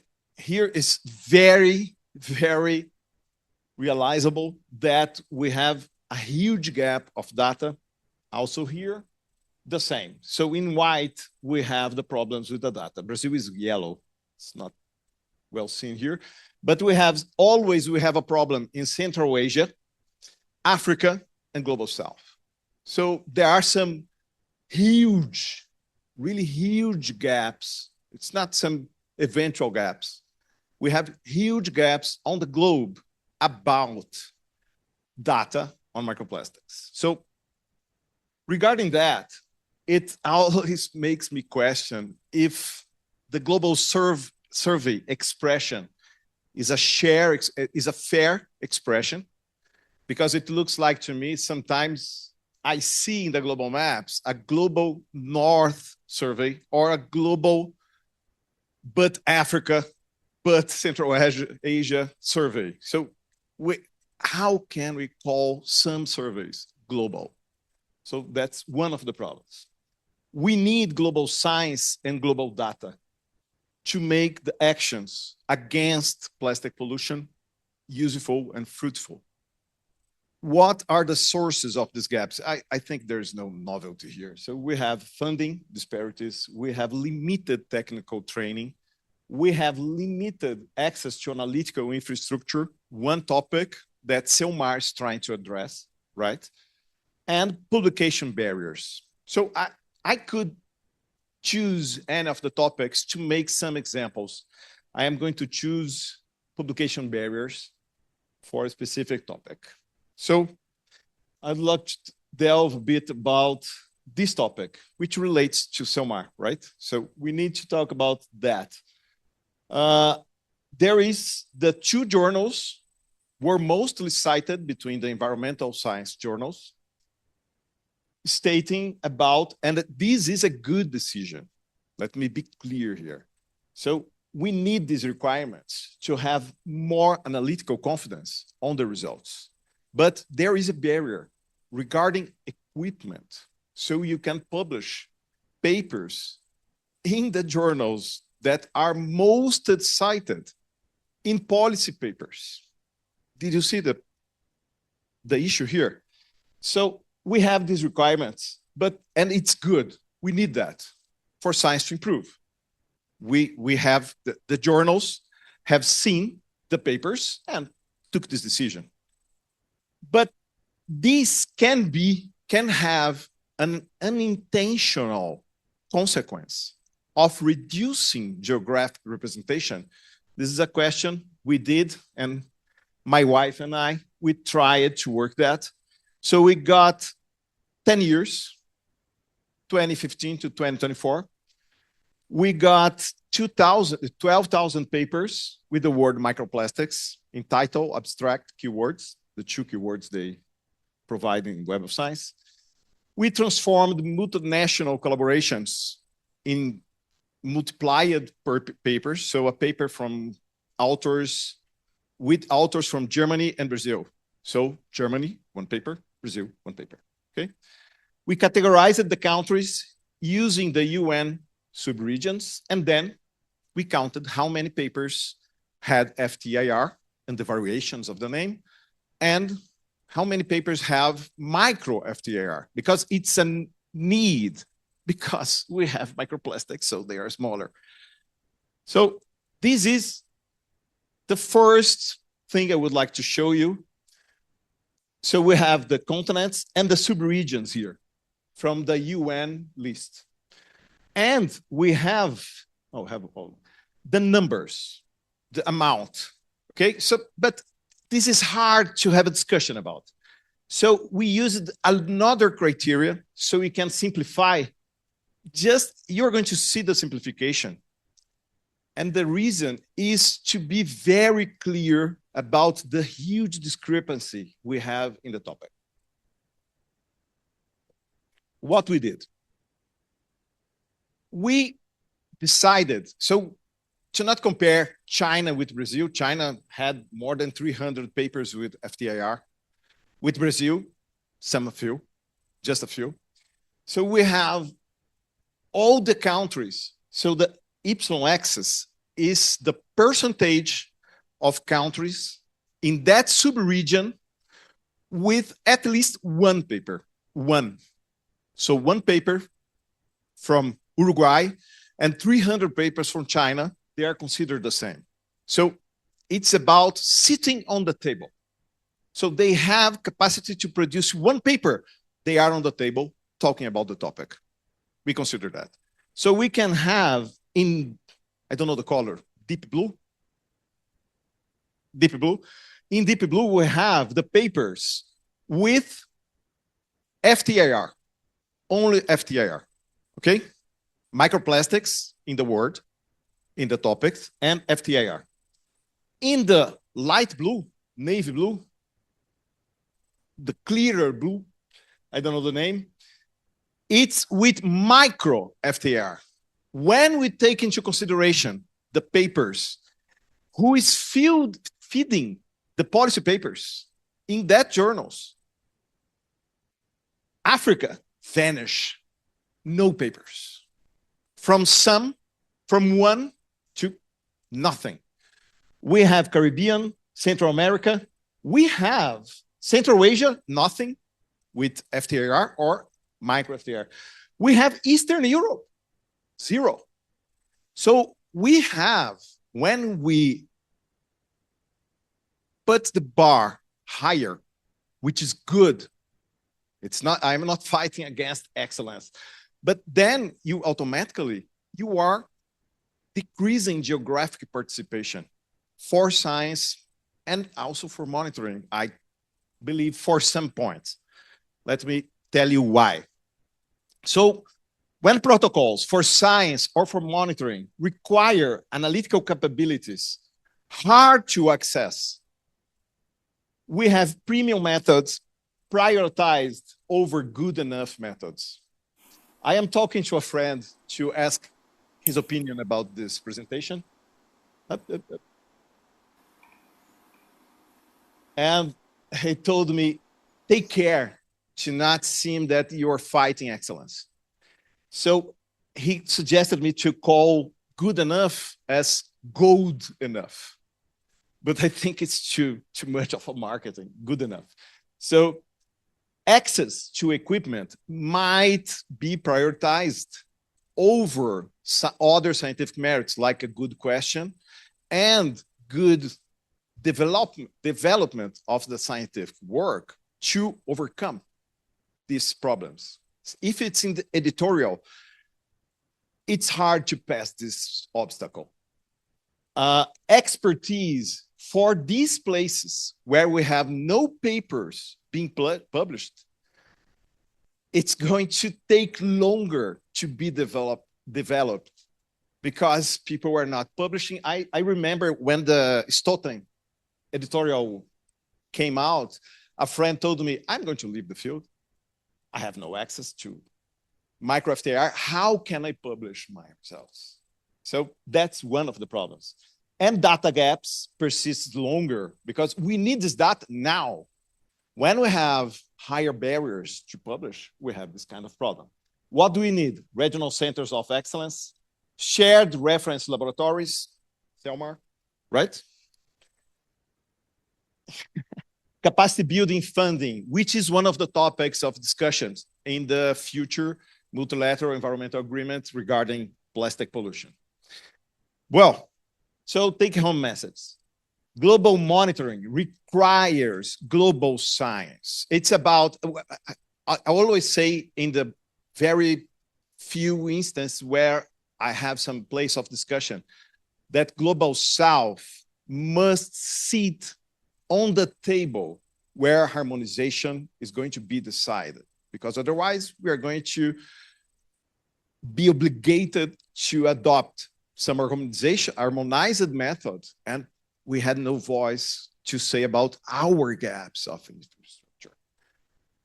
Well, environmental policy requires globally representative evidence. You need to fill these gaps.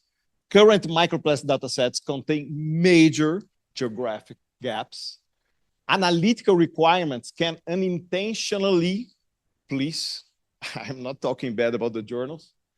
I don't want to get a beef with the journals, but unintentionally, we can have this consequence. Any decision can have consequences. We need to discuss them. Harmonization must be accompanied by investments in infrastructure, expertise, open access analytical facilities, and the goal is never get lower quality science, but globally science. That's the point. I would like to thank my students, beautiful awesome and talented students, if I can get them here. Okay. My students here, the funding agents that fund us, the open facilities we have access, thanks to them, we are working. Thank you very much. Claps, please, now. Fantastic. Thank you very much, Walter. Please have your seat so that we have the questions. I appreciate you could please join us. And then if you could put Mark is still with us. Muito bem, a gente tem um tempo para algumas perguntas. As perguntas podem ser feitas em inglês ou em português, caso você não se sinta à vontade, a gente tenta traduzir da melhor forma possível. Tá? Temos aí em torno de uns 20 minutos para fazer essa discussão. Quem gostaria de começar? Claro, com certeza. Temos uma primeira aqui e uma ali atrás. Então, bom dia, Gregório, da Petrobras, prazer estar aqui com vocês. Vou fazer em português, que é para o Walter, então acho que é mais generoso falar em português, né? Walter, eu sou economista, graduação até doutorado, e me interessei para ver a interface nas pesquisas que você identificou, não sei se você conseguiu ter esse olhar mais detalhado, da questão da poluição plástica com economia. Não sei se você consegue detalhar um pouco mais dentro dos estudos que você identificou, qual que é a relação, qual que é a interface, como é que os estudos têm construído interface entre economia e poluição plástica. So just to translate, Gregorio is asking about the possible relationships between microplastics and the economy, so that you could follow, and then. I'm going to answer in Portuguese because the audience, I don't know. Well, go ahead. In English or in Portuguese? Português. Okay. Não, sobre a economia, o que eu tenho visto em discussão, e que é um ponto muito importante na negociação do Tratado Global, então não é sobre ciência, mas é sobre policy que a gente tem visto. Algumas sugestões de ação, elas têm impacto econômico muito grande. Então, por exemplo, aqui no Brasil a gente tem a Braskem, uma produtora de resinas, mas uma das sugestões é colocar um cap na produção. Isso foi um dos principais pontos de controvérsia na discussão do Tratado Global. Então, esse é eu acho que esse é um exemplo de dissenso que a gente vai ter que superar na discussão do Tratado Global. Acho que isso é parte do que acontece de polêmica. Eu lembro um dos drafts do Chair entre o NC4 e o NC5, ele apontou, depois esse draft mudou, ele tirou a pergunta, mas eu achei esse draft temporário interessante porque ele colocou: é preciso saber qual é a necessidade de plástico real para a gente produzir esse tanto e a capacidade global de reciclar. Porque quando você pode ter um ponto de trabalho no Tratado Global que seja diminuição na fonte e o outro tratar a poluição. Diminuição na fonte implica em cap the production. Quando você fala de tratar o problema que vem dali, é reciclagem.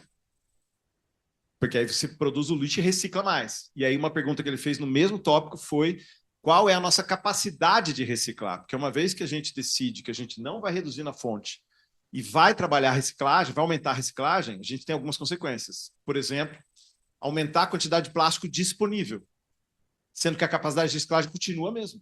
Se a gente vai de 9% para 30%, 40% de reciclagem, a gente está aumentando. Para onde vai esse plástico? E se você vai pegar mais plástico da reciclagem, o que vai ser feito com a capacidade de produção que está sendo planejada? Porque você não vai aumentar em um mês. Você está construindo fábrica para aumentar a capacidade produtiva. Então, esse tipo de problema é ponto de dissenso na discussão do tratado. Outro ponto rápido, só para citar, que é um ponto que eu gosto muito, é a questão dos aditivos no plástico. A gente tem esse problema do aditivo ser tóxico. Isso não ser levado em consideração quando você define o risco, você define o risco para o tempo de vida em que eu tenho contato com esse plástico. O tempo de vida que dura isso aqui, na minha mão. Quando ele começa a quebrar, já deu o tempo de vida dele. Ele eventualmente vai parar no meio ambiente. O tempo de vida do meio ambiente não é considerado para definir o risco. E isso precisa ser considerado, porque agora a gente vive uma crise da poluição plástica. E aí os aditivos vão passar a ser mais restringidos e a gente vai ter que trocar aditivos bons e tóxicos por aditivos não tão bons e menos tóxicos. Isso vai gerar a qualidade do produto e vai gerar um problema na economia. Yeah, just to include Mark and Thierry, the idea is that Walter brought is that when you relate microplastics with the economy, you need to think about the production, the recyclability, and the future costs to change the production or even limit the production as brought by the discussions in the treaty. So there are several aspects related to the production, and also in the end, he talked about the additives that are used, and then they will need to be changed in the future to be less toxic, and probably they will be more expensive, and there are costs involved. But there are other aspects of the economy and microplastics. Would you like to touch on that? Sure, yeah. Fantastic talk, actually. That was amazing. One thing that we've been working on with a colleague of ours is looking at the impacts of recycled plastics. So in Australia, for some reason, we're using synthetic turf grass, and we use that to make our roadways look green. But it's recycled from tyre rubber and deliberately made plastic covering. And what we found is that, one, it's a great product because it's recycling. So those tyres are not going into the environment, they're actually being reused. But the problem is we're running a program where we were putting drains, baskets, specially designed baskets, into stormwater drains. And we were actually capturing all these small rubber particles and green synthetic turf particles that were coming off the playgrounds. And so by recycling, repurposing, we were actually reintroducing that plastic back into the environment in a smaller form, but also because it had many more plastic additives in it as well, we were then starting to detect the additives in the water itself. So I'm a big fan of recycling and repurposing, but it has to be done in a way where the product that you recycle is itself safe and recyclable. Excellent. Mark, would you like to compliment? Oh, please. A round of applause for both. No, it's fine. No, this I fully agree with both panelists. Okay, thank you. Yeah, there are several ways to think this question. For example, if you think that we need to expand aquaculture or mariculture in Brazil to face the challenges related to food safety and food security, having microplastics in the mussels, in nature or in farms, creates a problem to the farmers, to these or to the fishermen, and this has an economic impact. That's why it's so complicated to advertise such data, because people may decide, okay, I will not eat it anymore. And then what does it mean? And the people there fishing, collecting these organisms, they have nothing to do directly to increase the quality of the organism. So it's really complicated, and the impacts are different and influence different human activities, including economic activities. So we are talking about the production, we are talking about all the value chain, but also the externalities it causes in the environment and in society. Okay? Chegou a sua vez. Não, tá sem som. Alô, alô. Agora sim. Nós temos duas perguntas, a dela e do Mark, que está online. Hi, everyone. Since Alex made me talk about something, I have actually two kind of questions or comments. I enjoyed very much all the talks that we had today.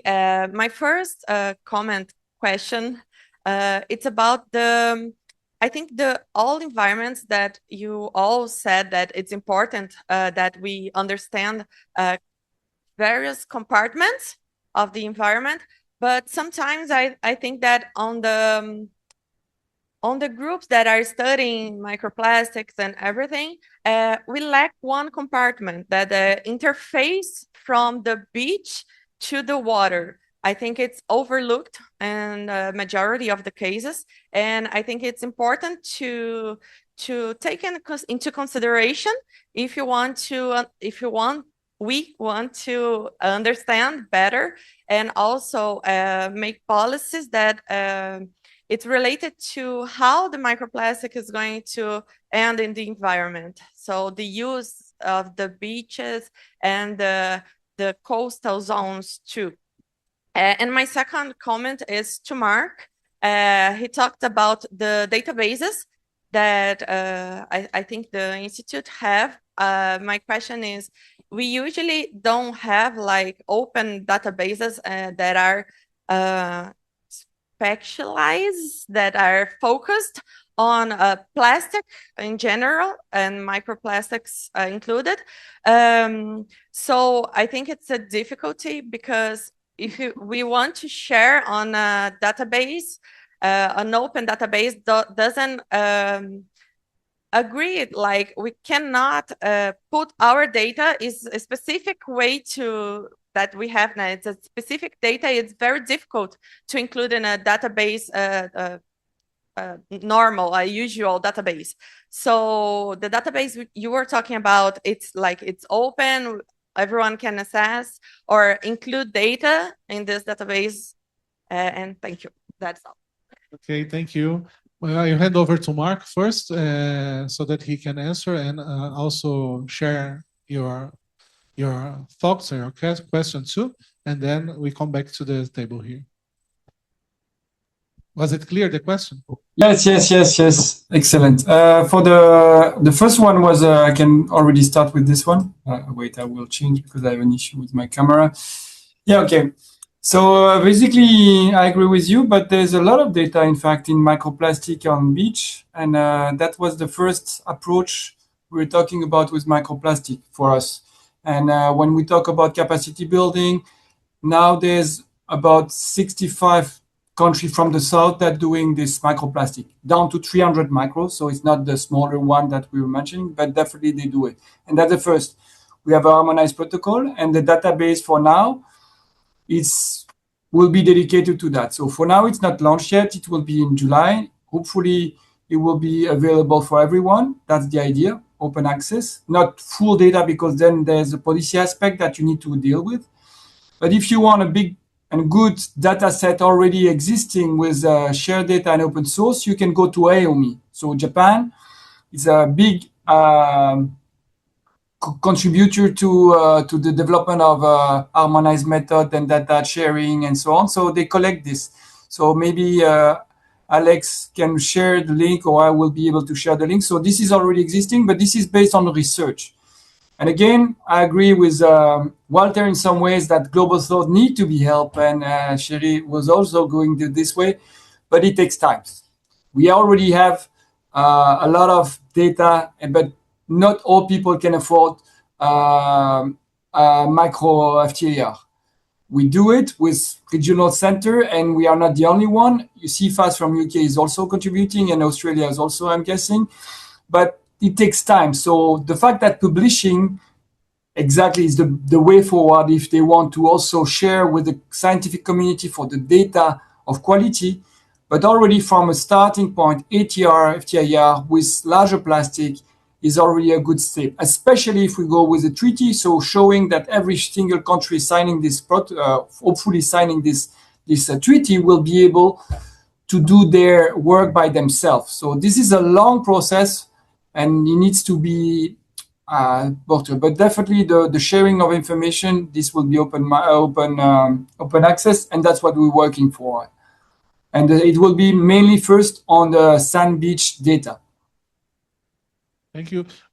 You Intend to make a question if I... It was about that. Yeah, I really like the presentation of Walter, but I was wondering, I think it's the indicator of saying basically the number of publications is the best way forward, but the delay from the moment where there's this capacity that we are talking about and the willingness for sharing this, it takes times. And of course, going down to 1 micro is great, but when we talk about this instrument, it has a cost, not only on the cost of the machine, but the maintenance, the trainings, the collection, and so on. So I think we are getting there. We are not the only one. There's a lot of people going there, but there's a delay, and sometimes the delay is not fast enough. That's I agree, but we need to wait a little bit. For example, if you took there's not only the micro FTIR technology for microplastic. You have micro Raman, you have LDIR, and that could be exemplified. There's a lot of effort also on this way. So I'll be happy to share this data with Walter to show where it's going. But my question is are you going to go further on the research, or where are we going with this research for? Because this is really a fact, a great fact, and well shown. But what is the solution, real solution? That's my question. So I hand over to you to comment her question and his question.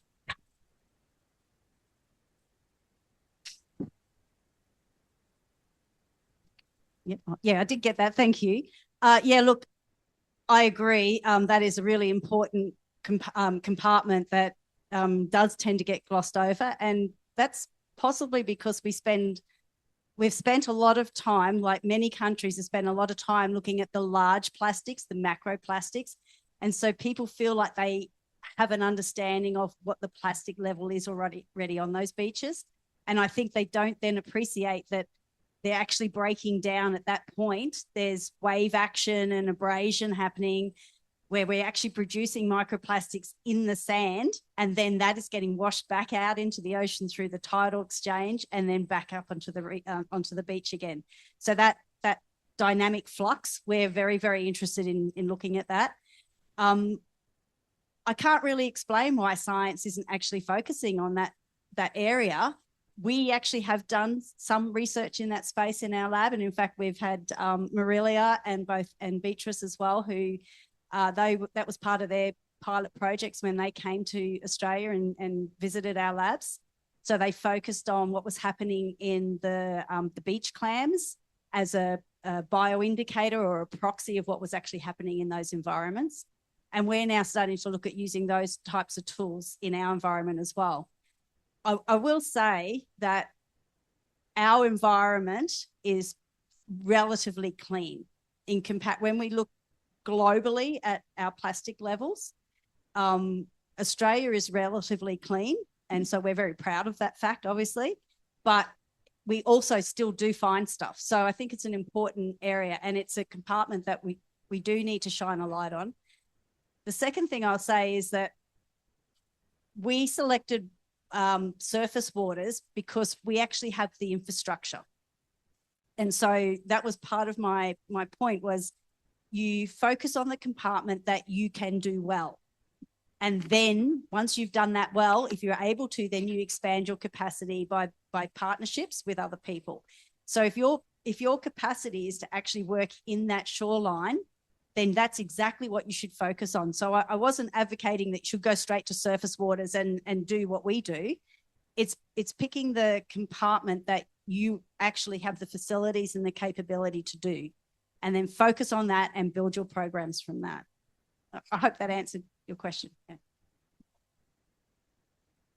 Well, I'm not sure if I'm going to answer that, but I would like to step in some of the comments regarding open facilities and the vocation we have to solve problems. So as Mark said, like we have in the case, I'm talking about facilities like Selmar. When we have open facilities here in Brazil, I have the experience in the CNPEM in Campinas. So when they started to receive proposals for the analytics of microplastics, some people sent 70 membranes for scanning. It's completely out of reality. Nobody can do that. So sometimes when you have an open facility, you need to deal with the learning curve of the community. And we need to train people so they can be able to make more from the equipment. So sending membranes, just the first analysis of a monitoring, I think it's not the best usage of the equipment. So after doing the basics, optical microscopy, maybe NIRAD, then you can have a better picture of your context. Then you can select, okay, I have a lot of microplastics of this type, and then I need to know which polymer is here. Is it really plastic? So then you can select samples and send to the open facilities to better usage of that. But then you need to have calls.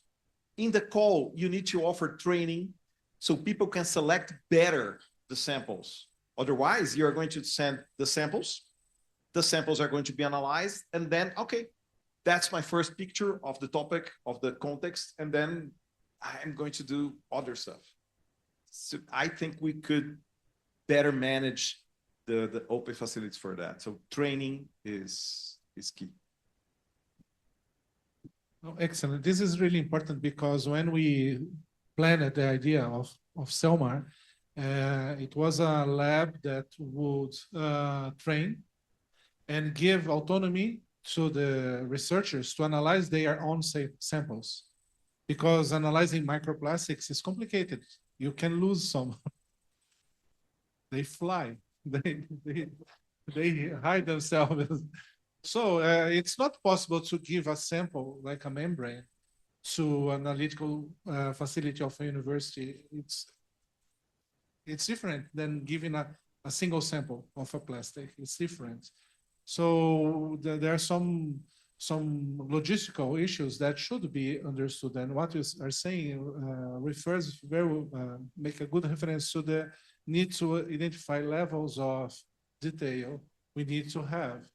But when we are talking about microplastics, we need to know that there are other micro something else there that are not plastics. And the point is how to separate. If you are publishing a paper on microplastics, you need to talk about them, not about everything else, including them.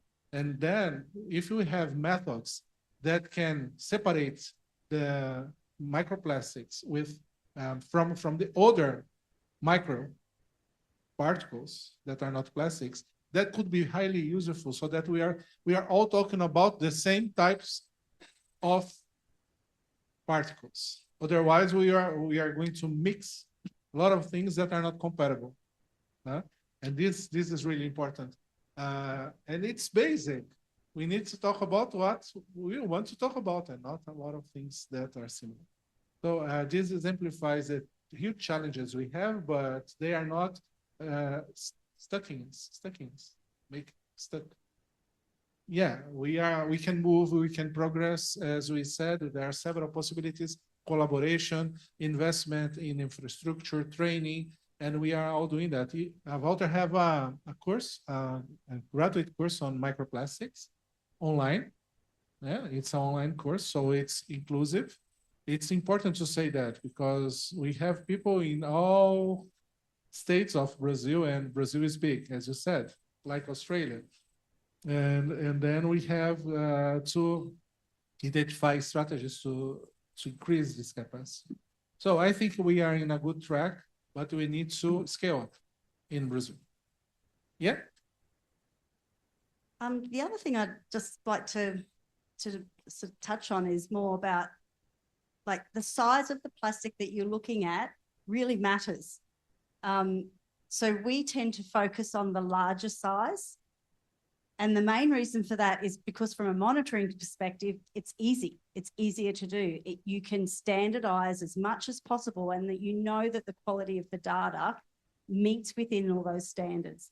The moment you start to try and go beyond your capability, and even at AIMS, our instrument only goes to a certain level. So we already know what our limit is, and we set our limit at that. And so when people come to us, exactly that situation where they say, I've got, 50 filters ready to be, and I'm looking for Marilia here. I can't see her in the room, but she came to us with a lot of filters. And we had to sit down and actually explain that you can't just look at everything on a slide and actually characterize it. You need to set a limit, and you're not going to be judged by that. As long as when you go to publish your work, you say, my limit is that I'm going to set it at, say, 200 microns and above. Then people at least know what you're actually reporting on, and that you didn't try and report on something that you didn't have the capacity to actually report on. So I think it's really important to actually have set your boundaries about what you're actually going to monitor for before you then start. It makes your life so much easier. I sent 742 membranes. I'm sorry. Yeah, we didn't have someone yet. So thank you very much. Thank you, Mark, for being here with us. Thank you. Thank you, Sherry. It was a pleasure. Thank you, Amy, our dear friend, and I hope we could fulfill one of the important objectives of this meeting, to bring this type of discussion, of input, so that we can build on after lunch on policies. We will have two panels afternoon, one dedicated to governmental institutions that are aware of the issue, and we have companies, the private sector, that are also engaged in discussing and promoting solutions and bringing solutions to the problems we are talking about here. And then we will reconvene after lunch at 2. What time? 2 sharp. Okay, sharp. Yeah. And then I would like to emphasize that University of São Paulo is big, and the places are not closed. So there are some restaurants in the nearby. If you know anybody from university, please ask for help. But there is something, it's important to say. Como é o nome do aqui que traduz? We are using Google Translator. If you don't know about that, because we are speaking in Portuguese most of the time, and then Keegan and Sherry, they are using Google Translator, and it's working. So we are trying to include everybody, and then there are some places to have lunch in the nearby. If you Google it, I will recommend a restaurant in the Administration and Economy Institute. It's about 10 minutes walking, not driving from here. And there are others. There's a hot dog nearby too. Okay, you will find. And 2 p.m. we reconvene, okay? So thank you very much.